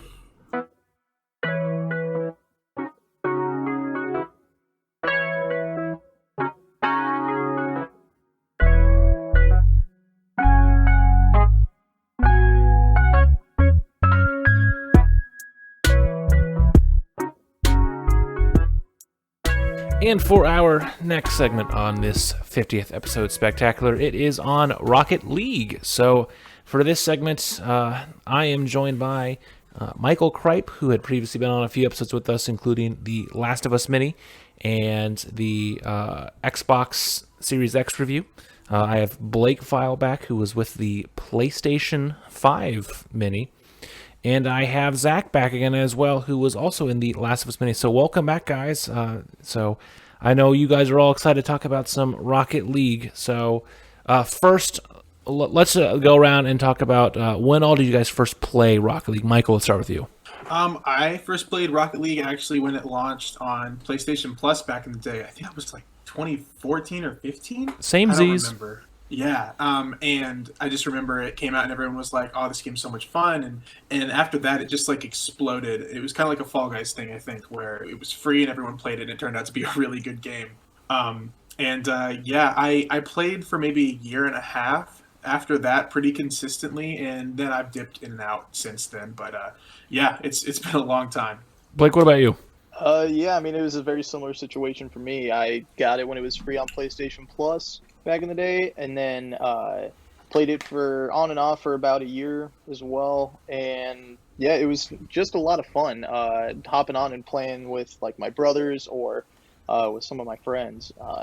It was just it was a lot of fun to just see who would be the one to do all the smack talking on the opposing team using the in-game chat feature, which was something that wasn't too common on the PlayStation. So having that as a little feature that was so common on PC, just fun to do some smack talking there and seeing how angry we could make some of the opponents by just like we would play games where it would just be us trying to destroy the opponent's cars the entire time. We wouldn't even care about scoring goals. It was all about just having fun. And boy, this game sure is fun. Yeah, seriously. I mean, I remember we would play in the AKO house, or like me and you and Epley and Mejia would be playing on our PlayStations, and so we do split screen on both. Zach, what about you? I actually got into the game a lot later than everyone else. I feel like I played it for the first time back in 2017 because my cousin had it on his PlayStation, and I don't like sports games that much, but like that game to me is it's one of a kind. But I didn't really get super into it until like 2018 because it's on Switch. And so when I got my Switch, I found out it was on there, and I just played it a bunch. I played it a lot by myself. I played the online mode, but I really got into it more when I got some college friends, and we would play the split screen, where we would just take one of each Joy-Con and just go at it, and we would just do that. We would do that during class. We'd do that during Naughty. We would, so like any time that we had a chance to play it, we would play it then. And I want to say, like, I was really into it from like early 2018 to late 2019, and since then I've dipped in and out of it, playing it here and there. I have it downloaded. There's so much other stuff. Yeah, seriously, same. Yeah, I'm like Michael and Blake, both mine. I got it early when it was free with PlayStation Plus, and I played a little bit, but then after it kind of built up some steam after a few weeks, then I started playing it, and yeah, I remember I played it a lot that first probably year or two it was out, and then I showed it to Abby, and she fell in love with it. So then I continued to play it on and off again for the last handful of years. I've noticed it hasn't been the most accurate, but on the PS5, it actually gives you your total hours played on a lot of games. And it says I have 48 hours on Rocket League, which I feel like is a little low, because I remember those first couple summers, like Blake and Nick and I were playing that a lot together. So I have at least 2 days played. I feel like more. But yeah, it was the same with me. I just got hooked right away because it was so fun, because it was like such a fun concept, like mixing Rocket and car. Yeah, I guess we should explain for those who don't know. Rocket League is basically soccer with RC cars. Like, that's the easiest way to describe it. And so you can either have 1v1, 2v2, 3v3, or 4v4 if you are a mad lad. And it's all about scoring goals and all that. And so it's been a totally fun game since it launched. Like Michael said, it launched free for PlayStation Plus users in like 2015, I want to say, 2014. And so if you had PlayStation Plus, you could get it for free, and then it was like $20. And then it just recently went free to play this last fall. So you have no excuse not to play it if you have a Switch, PlayStation, PC, or Xbox that can play a game. But yeah, I guess it got popular big because of it being free for PlayStation Plus, and then now because it's free to play. But why do you guys think that it got so popular so fast? I don't know. I felt like it was just this chemical reaction where it's so simple, because at the end of the day it is soccer, but it's got this really high skill ceiling. So it's got that low level entry point where it is free for a lot of people, and like I don't know. It's hard to explain, because like just the other day, I was talking with some friends who aren't necessarily into video games as much as like I am, but they were talking about Rocket League and how they want to start an esports thing with their friends, and it's just crazy that it's so mainstream, but it's still so mainstream. And I think for me, I think that appeal is it's this simple concept of soccer with this off-the-wall concept of RC cars, rocket-powered RC cars. Like, I don't know. I think that's what it is, but maybe someone has a better explanation. I was going to say, I think what's really special about this game is that I think for a lot of people like myself who don't necessarily enjoy a lot of sports games, this is a very easy game to pick up and play because it has such an interesting concept. Plus, like, the way they introduced the game, the way that, the mechanics are pretty easy to pick up, as well as, like, the diversity that this game has. Like, I think this game is really good as a party game, it's really good as a competitive game, it's really good as an esports game. So it has a lot of different areas where people can pick it up.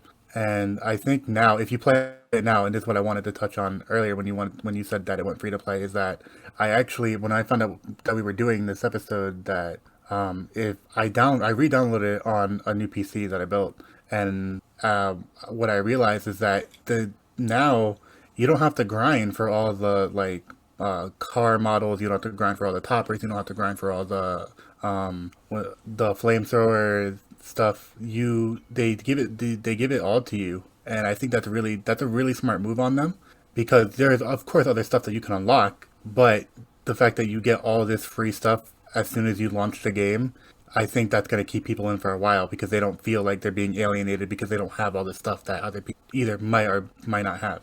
Yeah, exactly. There's a lot of the cosmetic stuff. I mean, there's still exclusive cosmetic stuff that if you don't have the Rocket Pass, you don't have. But like, what's nice is there's still a lot of cool cars that you don't have to go out and drop, hours in, or some of the cars that did originally cost money, you don't have to go and spend, a couple dollars so you can have this cart. It is kind of a bummer because I know some of them are gone now. I don't think you can get the DeLorean or the Batmobile anymore.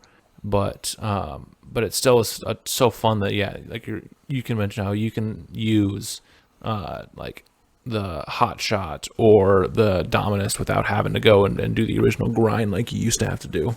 Yeah, what I feel really helped it take off was just its low barrier of entry. I feel. I mean, as long as you had PlayStation Plus, that's what helped get it off the ground and running.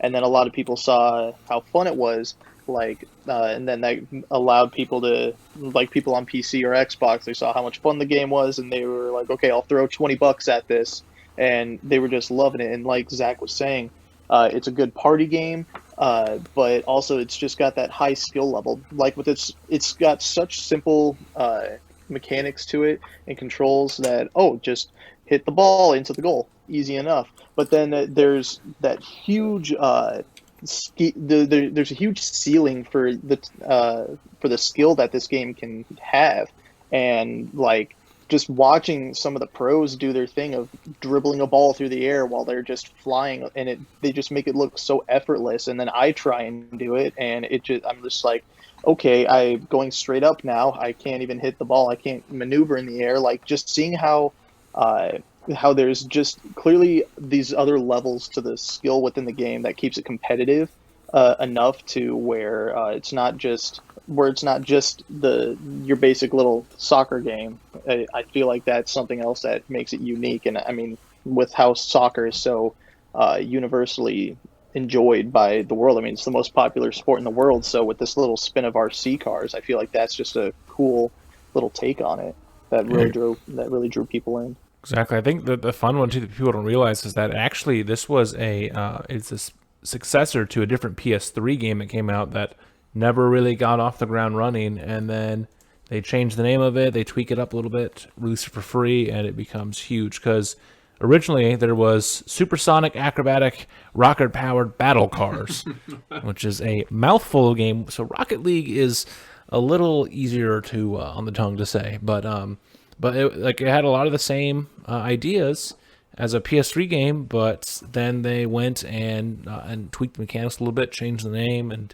now it's one of the biggest games on the market. You go on Twitch, and it still is a very popular category that people are streaming on. I'm going right now, and I'm scrolling down Twitch, and it is the 11th most popular category as of time of recording, ahead of things like Rainbow Six Siege, FIFA, Overwatch, Call of Duty, Black Ops Cold War, Modern Warfare, Breath of the Wild. Like, there's some big games that are behind it. And it came out 6 years ago. Yeah, and this game came out years ago, and and it was like an indie title that just got big. Where some of the other games above it, like Warzone, is above it, or GTA 5. Like, those are Fortnite. Those are AAA releases that have had millions of dollars behind it in development from the get-go. Minecraft, is another one that's a little bit ahead of it, but a similar story where it got huge and is now a part of like the gaming lingo. It's so much fun. I love how it was able to blow up, and then because of how competitive it is and how easy it is to have like an esports with it, that's also helped, because like this is one of the biggest esports games now too. And again, it was not even really a big thing until this came out in 2015. So another one I have for you is, if you can remember, I know Blake has it pulled up on his PlayStation right now, but what are some of the mains that you guys do? Do you have any cars that you typically main, or do you just kind of mix it up? Because I have mine pulled up as well. The most recent one I've been running for the last few times I've played is the Nemesis Limited Body Cart, which I got, I think, from the old loot box system, with a snakeskin animated decal, the low poly TE tires, the Accelerado rocket boost, which I've had on since I unlocked it, so I have 3 hours of boost time with it, the alarm clock topper, the sunflower antenna, the pink goal explosion, friction trail. It's like I some of these stuff I've been running since 2015, 2016. And I occasionally switch stuff up. Like, I've been running the sunflower for 8 hours. I've been running the rose for 7. So like, it's fun to all just the goofy stuff you can do to customize it too. Like, but what are some of the main ones that you guys can remember running? Well, for me, I just remember always running the Breakout. That one, something about it just spoke to me from the beginning. and ever since then, it was just the only one I'd run, only changing up like the paint job, the decal, wheels. I never changed. I'd always run the Lucci ones, with the little dollar signs on for the spokes on the wheel. I think then I like running the crown on the top, and then I don't really remember what my Rocket Boost trail was, because all of my stats got reset since I'm now moved all my stuff over to the PS5. For some reason, it reset all my stats, so I couldn't really tell you exactly how long I have ran all these different things. So, but yeah, I just remember the Breakout being my go-to. From what I remember, I have it unlocked. I have it unlocked on Switch, and I had it unlocked when I booted it up again after it became free to play. There is a car called the X Devil, I believe it's called, and it's like very resemblant of a sports car. I enjoy it because it's extremely fast, and it's a little long, like longer than you would expect a sports car to be. So I do like that. So for when I'm trying to play defense, as far as I don't think I've ever changed the wheels on the car. I've always thought that the wheels that were on the car already were pretty cool. As far as the boost goes, there's like a musical note one, and if I remember correctly, like instead of like the standard boost noise, it plays like a little tune. Yeah, that's the one I run too. I love that one so much. Yeah, it's great, and I want to say like the more you boost with it, the more like sped up the tune gets, which I always thought was really funny.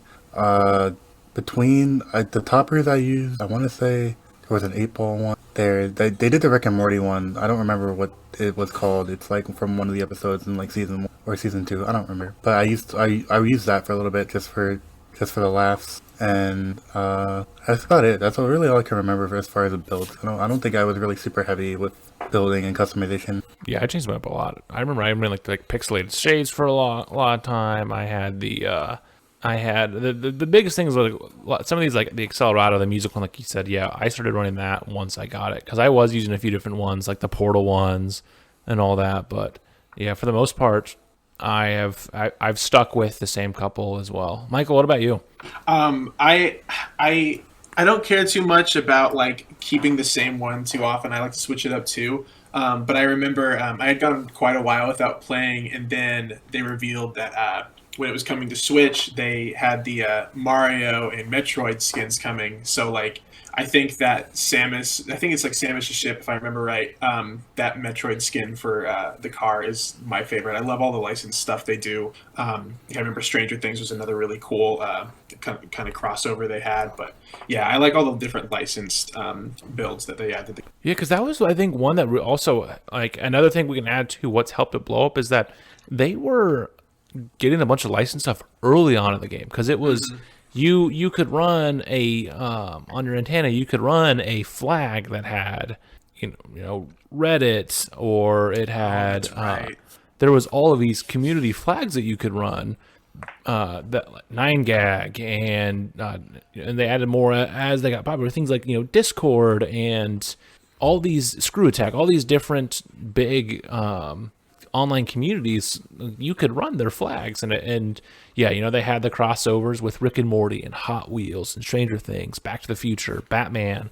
Like, they had so many of these things back when you didn't see that as much in some, like, you had the occasional stuff, but like outside of your sports games having the paid sponsorship, like a real life sport game, you didn't have that. Like, having the NBA flags was huge back in the day too. And now you can, for the Super Bowl, you can get a custom version of Octane where it'll have your favorite NFL team on it. So if you want to run a Vikings decal, you can do that, or whoever your team may be. And like, it's just fun that there's so many ways you can customize your loadout for a game that it doesn't really change much. It's all cosmetic. Like, sure, maybe the hitboxes are slightly different with the different cars. But if you're running just a car that has no rhyme or reason to it, and someone went and planned everything out, like, it doesn't matter. Like, you could have spent the exact same amount of time building your carts, and one can look like a mess and one can look planned, and it doesn't matter because you guys are using the same things. So the last question I have for you then is What do you think games can take from Rocket League to continue to make them better? Because we've seen some of it, but like, what are some things that you would want to see other games take from Rocket League that maybe either isn't in it or isn't as prevalent? I think we'd have to see something new, like a new IP, sort of come in again with that idea of low barrier to entry, high skill ceiling, low skill floor. Again, I mentioned Fall Guys earlier, and I think it wouldn't surprise me if the team at Mondo, I think, that worked on Fall Guys, they looked at what Psyonix did with Rocket League and said, hey, these guys really figured it out. And, you know, you look at Fall Guys, and anyone can play Fall Guys, but there's little different things you can do to kind of be better at the game. So, yeah, I think coming in as a free-to-play title that has cosmetics, there's nothing really pay to win in those games. I think that's kind of the route developers should take if they want to have that same similar success as Rocket League. I think something that a current IP that's out now could do to be more like Rocket League, looking at Warzone as an example, where like with Rocket League now you have immediate access to all these different cars and customizations to it.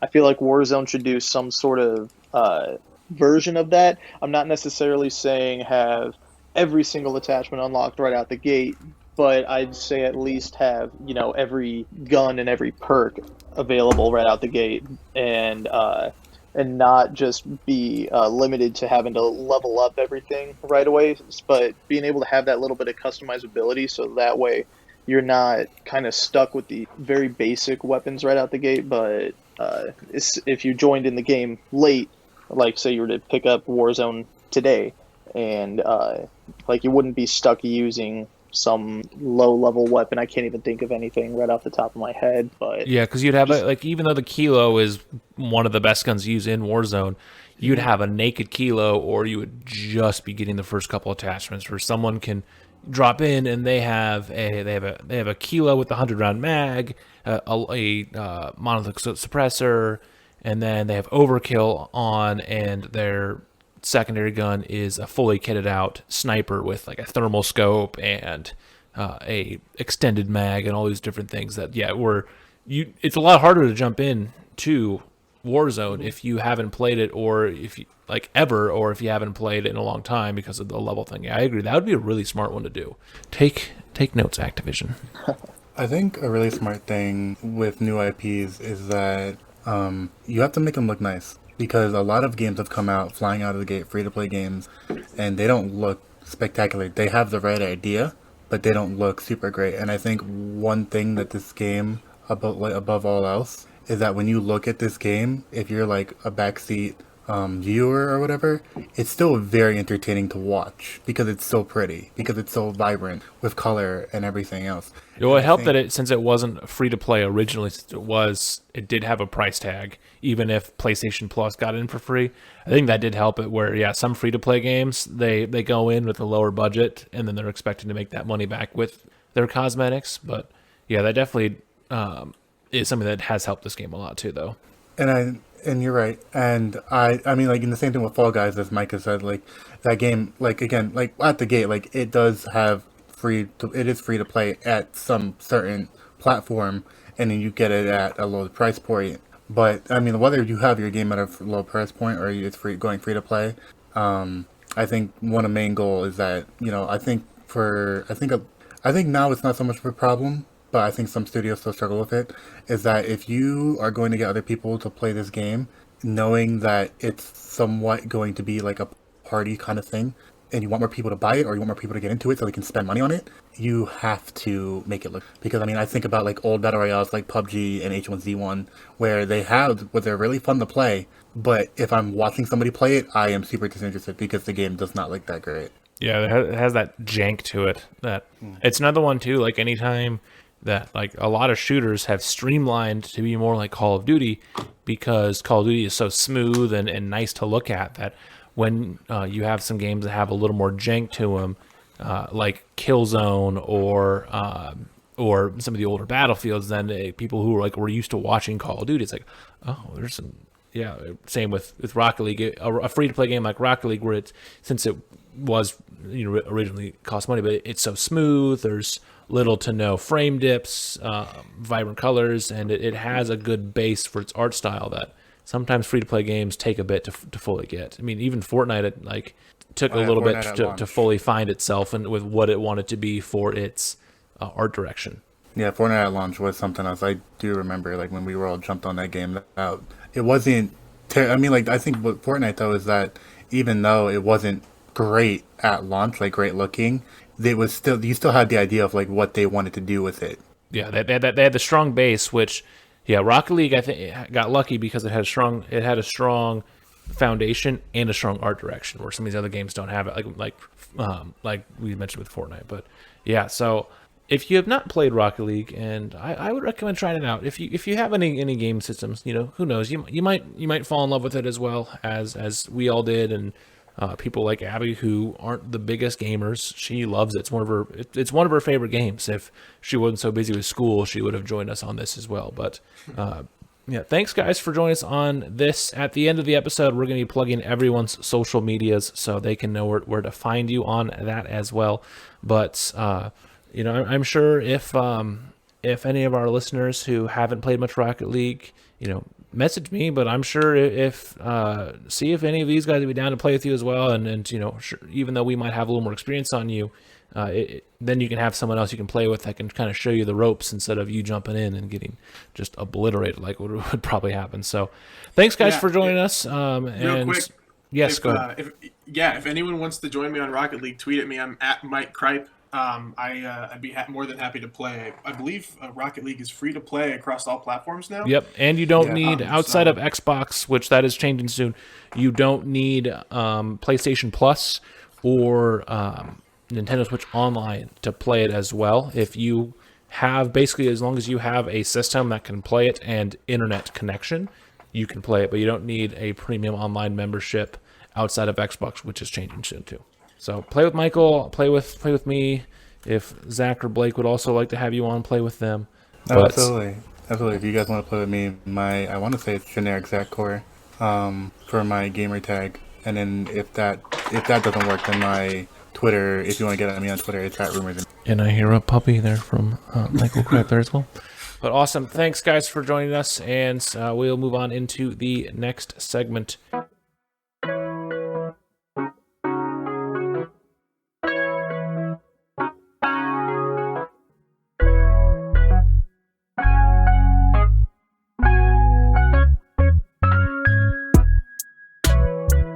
Welcome back to our Rocket Talk 50th episode bash. We are going to be talking about literal rockets here. As you probably can tell, we've been talking about rocket-themed segments, and so this segment we wanted to talk about a couple of our favorite literal rockets from video games. So Luke and we've invited a couple of guys on here, Michael Kripe and Zach Perez, to talk about the rocket from Sonic Adventure 2 and from Call of Duty Zombies. So, guys, let's talk about little rockets and how awesome they are. That is very true. I mean, like you mentioned, probably the two best rockets ever in video games, the rocket from Metal Harbor from Sonic Adventure 2 and the rocket from Ascension from Black Ops 1 Zombies, which... even though I think Ascension is slightly overrated, that is still a fun rocket. That's just your bad opinion. Ascension is just boring, man. Yeah, again, that's just your bad opinion. But anyways, yeah. So welcome, Zach and Michael. Yes, the greatness that is rockets in video games. And there's some good ones. Surprisingly, there's not a whole lot, either. Like, it's not a prevalent thing, but... which rocket is your favorite of those two? Man, I've got to go Metal Harbor rocket. At that level specifically, I know a lot of people go to City Escape as that level being like ingrained in their brain from that game, but Metal Harbor, for whatever reason, I think it's just the intensity of, like, it just feels like everything's leading up to that moment with the rocket, no matter how many times I play that level, with the countdown, and it just kind of comes at you out of nowhere. And I still, to this day, I don't know if you can get to the top of the rocket. I think you can. Yeah, you can. You gotta be real. I was about to ask you that. You gotta be real fast to do it, though, too. Yeah, like that rocket has been like it's like a monument of like my childhood. Honestly, I don't know why, but it's something really special in that game, I think.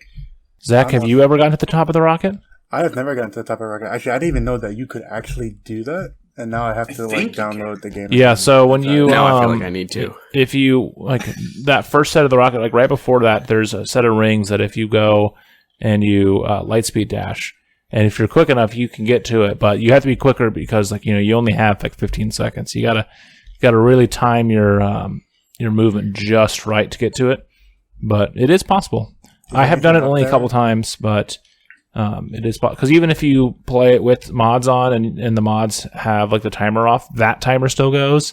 So you still need to time it just right. But like, is there anything up there besides bragging rights, or you get more points too, but that's about it. Yeah, it's not a needed thing. It's just more of a fun thing. I got you. I would also say that my favorite rocket is the one from Metal Harbor. Just because, again, like as Michael said, like the build up to it is insane, and especially as a kid, like you are already playing like this overly fast paced game, and then you get to be like, "Wow, I get to ride a rocket. That's insane." But not only do you get to ride a rocket, as soon as you jump off the rocket, you get to like freaking go down. Like you take a piece of metal from the rocket and say that part is awesome. Slide down. It's insane. That game. Shout out to that guy, seriously. Like Game it's just fantastic. I feel like that Metal Harbor is in the rocket in that level is such a big part of like just how it almost reminds me of Uncharted, where there's like these set pieces in this old Sega game for some reason, but like it just feels it made the game feel so important and big and like cinematic. Like I know it's over the top and ridiculous, but like riding the rocket and then like when you fall off, like Sonic is just like the epitome of cool, and I don't know if there's anything cooler than riding a little rocket that just lifted off and then snowboarding down. Like I don't even know what you want to call that. Yeah, I don't even know what you're snowboarding in. It's just like a thing in the sky. It's cool though. Yeah, but it's like, why is there an event that's like 100 feet in the sky? Because because Sonic. I mean, true. But yeah, that is always a fun one. It's like, why is this event here? Who cares? It's awesome. Yeah, exactly. That's the whole game. Also, like, I don't know how else do you segue that into, like, I don't know.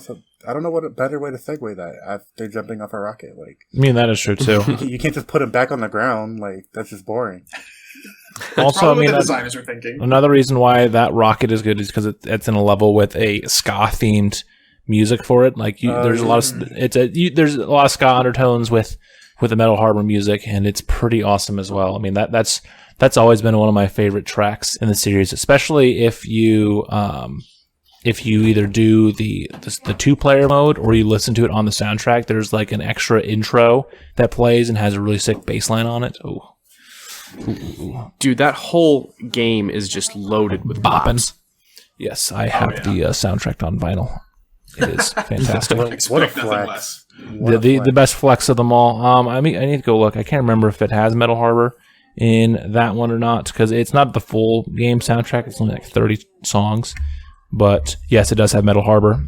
So I can go and bop to that great tune.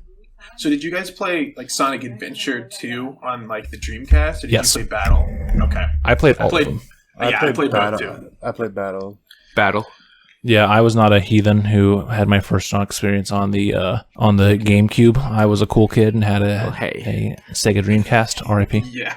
The Dreamcast made us cool for sure. Nobody wants the Dreamcast. Everyone wants the GameCube now, Luke. Yeah, but the Dreamcast is cooler. I mean, fair, but you know, like... Does the GameCube have Seaman? When you boot up the GameCube, that opening is just like permanently ingrained in my brain. Yeah, but have you seen the Dreamcast opening? I have not. It's a vibe. It's not as memorable. It's not as memorable. I mean, that's just because the Dreamcast sold like 2 copies to me and Michael. Also, the GameCube is like embedded in meme culture now, like, especially that startup intro. I mean, that's true too. But back to Sonic and Metal Harbor. Yes, I've experienced the Metal Harbor rockets on a Dreamcast, a GameCube, a PlayStation 3, and a PC. Because I buy every copy of Sonic Adventure 2. Eventually, if I buy an Xbox, I'll buy it on the 360 port and play it again. Because I am trash. But, how much money have you spent on that game specifically? Well, I bought it I think on sale on PC, but I had it on Dreamcast. We got it roughly when it came out, so that was probably what $40-50. And then I got it on GameCube as a present, I'm pretty sure. So that was a Christmas present, so I didn't pay any money, but another probably $30-40 there. And then I think it's 10 or 15 to buy it on PC and PlayStation. So occasionally I'll also go and get PlayStation Now so I can play it on my PS5 so I can play it again. Mm-hmm. Even though I have it on PC. But hey, it's okay. I mean, on Sonic PC, it's Adventure only 2 like basically invented the early 2000s, I think. pretty much. Also, like if you do want to play it, I did also buy it on PC early last year. If you get it on sale, it's like $2. If you don't buy it on sale, it's like $5. Yeah. And $5 for a masterpiece. All the Sonic games, I own most of the Sonic games because they keep putting them on sale. So it's like, oh sure, I'll buy Sonic 3D Blast for $1.24. But, also, Steam, put more Sonic games on store, please. Yes, Sega, do that, please. But what about Ascension? And even though it may be the one of the lesser maps in the glorious Black Ops 1 Zombies, the rocket is still an iconic part of that wonderful map, just like the map launch for multiplayer. So, Connor, I know since you have the least amount of experience with zombies out of us, what is your memories you may have with the rocket of Ascension, if you have any?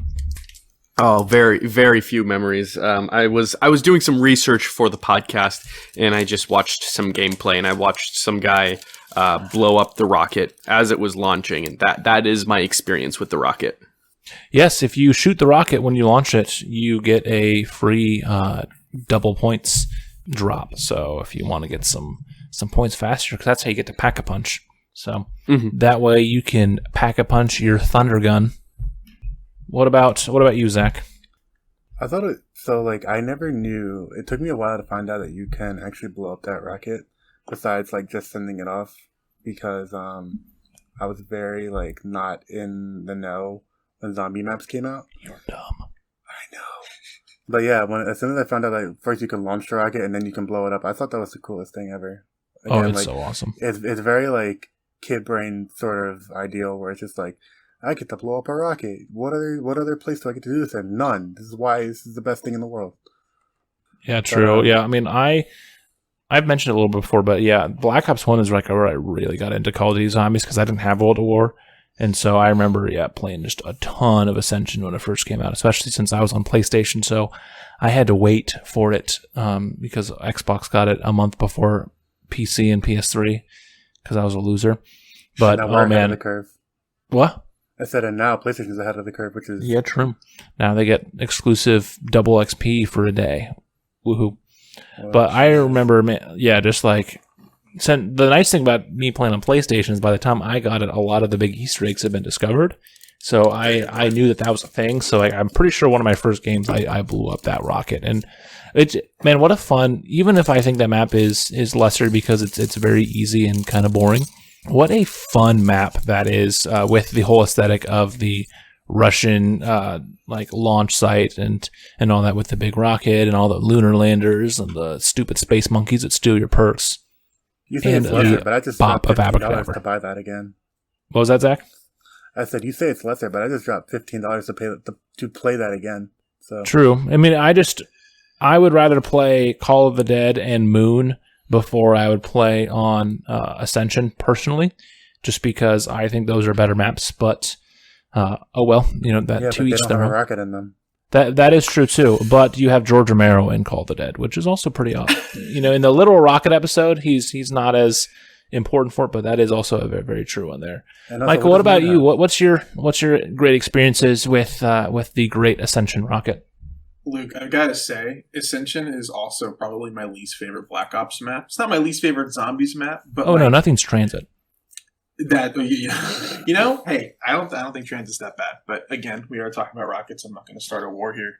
I think something about Ascension I love so much is just how thick the atmosphere is, and as much as I hate the black and white beginning of that map, it just feels like there really is this, again, sort of like Metal Harbor. It just feels like everything's building to this moment. If you know what the Easter egg is and how to do that, it's building this moment where you get to blow up the rocket, and that feels like in game, you know, like, and it's kind of like Zach was saying, like, it's almost like this like childlike fun where you're just in this like rocket plant, and it's, I don't know, it's just the atmosphere of it, I think, and just the part the rocket plays into that, I think, is why that's such a special map to me.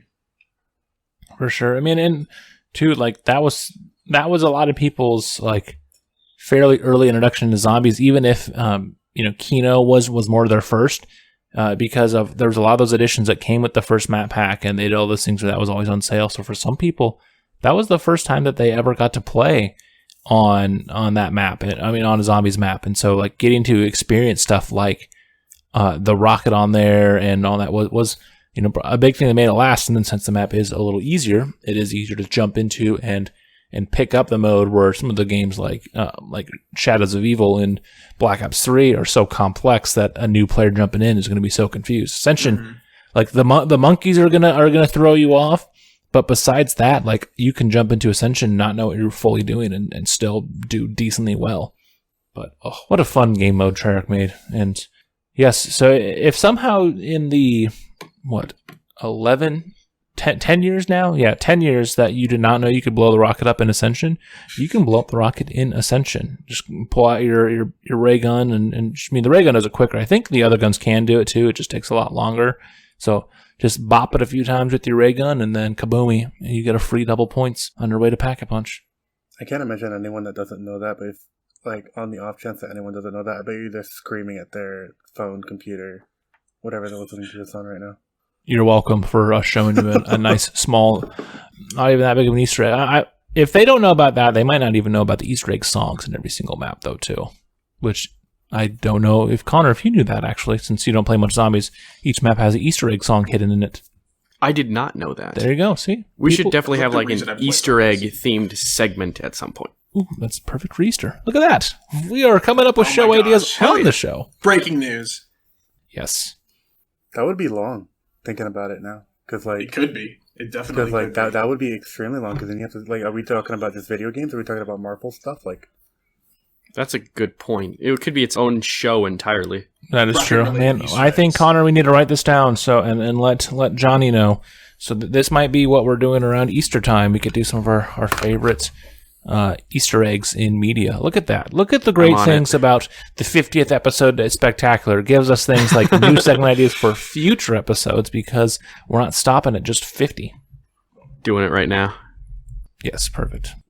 So I guess if we don't have anything else, do we have any final thoughts before we wrap this up? Go play Ascension. Even if it is a little more boring, it is a fun to play, especially if you bought a PS5, you get it for free with your PlayStation Plus collection, or whatever it's called, because you get Zombie Chronicles. Right. Oh man, I might do that after this. I didn't know that, though. I didn't know that. Yeah, the PlayStation Plus collection, they added Black Ops 3 on their announcement, and it's the Zombie Chronicles version, so you do get all those great maps. I mean, I already bought Black Ops 3, and I already bought the Zombie Chronicles thing, so like that was nothing to me, but then I was able to trade in my copy and get $18 in GameStop credit, so yeah. Well, I wish I knew. I still have my copy. Nice. Damn. Well, Mike, you were going to say something too, right? Yeah, honestly, as far as rockets in pop culture, we need more of them, man. It was for some reason so hard to come up with good rockets. Like Ascension and Metal Harbor immediately came to mind, but then after that, we need more rockets. So, hey, if you're a video game designer or you work in entertainment in some regard, get out there, get us some rockets in pop culture, man. We need more of them, because I love Ascension, Metal Harbor, important parts of my childhood, and like, yeah, we need more rockets. I think because I can't think of anything else besides some of the other segments we've had on this, and maybe a few others we may have left out, like Rocket Raccoon from Guardians, but besides that, there's not a whole lot of rockets. It's not like zombies or cop shows or stuff like that, where there's just an abundance of it, maybe too much at times. Let's start a petition, like right now. Yes. Okay. Right now, while recording, change.org. More rockets in my entertainment. Please, more.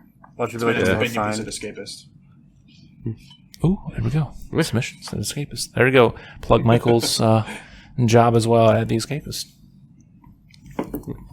All right. Well, I guess if that's everything, then we can wrap it up here. Michael, Zach, thank you so much for coming on, and thank you for being on, not just for the 50th episode bash, but while we were growing. You guys are 2 of our 12 views, I think, entirely. However many we've actually gotten up to this point, and we plan on having you guys back in the future as well. So I guess with that we can move on to our final segment, right, Luke? Yeah, that'll work out perfect.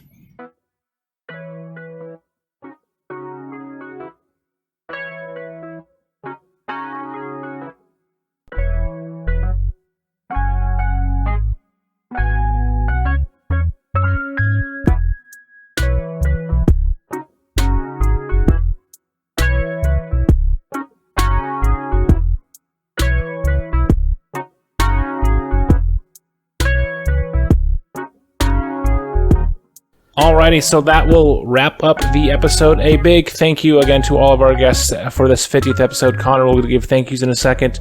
But quick, before we move on to do that, we got to do our favorite segment of the episode where we give a lot of our social media plugs and sponsorship plugs as well. So quick reminder, this podcast is sponsored by Anchor, the easiest way to make a podcast. Visit anchor.fm to start your own. This podcast is also sponsored by ByLightFixtures.com. Visit ByLightFixtures.com for a trusted source of quality lighting products for your business or home. Big thank you to Tom Taylor of Tailored Beats for the intro and the outro of this podcast. Follow him on SoundCloud.com/Tailored Productions. Don't forget to also follow us on social media, as we are on Twitter and Facebook and Twitch. I did a stream of Firebase C, the brand new Call of Duty Zombies map recently, and we also have plans to stream Mario 3D World as well when that does release this upcoming week. And also, one more quick shout out to our good friend Hollie for her Etsy shop. That is Hollie Pop Crayon Shop, and that is Hollie spelled Hollie. So visit her for some custom crayon stuff, and like I mentioned before, we're going to have her on again in the future, and many other guests as well. Speaking of guests, Connor, why don't you give a quick shout out again to the many guests who joined us for this special episode? So a huge shout out to Court Jensen, Emily Raby, Tyler Raby, Zach Perez, Ryan Navalsky, Corey Herzog, Blake File, and Michael Kripe. And of course, a huge thank you to everyone who's followed along with us for these 50 episodes and have given us their support over this entire year. It's the 1 year mark for us. And so just a huge thank you to everyone who's helped made this possible. We would not be able to do this without your help, without your support. So thank you a million times. Thank you. Also, thank you to Connor Raby and Johhny Lou Ram.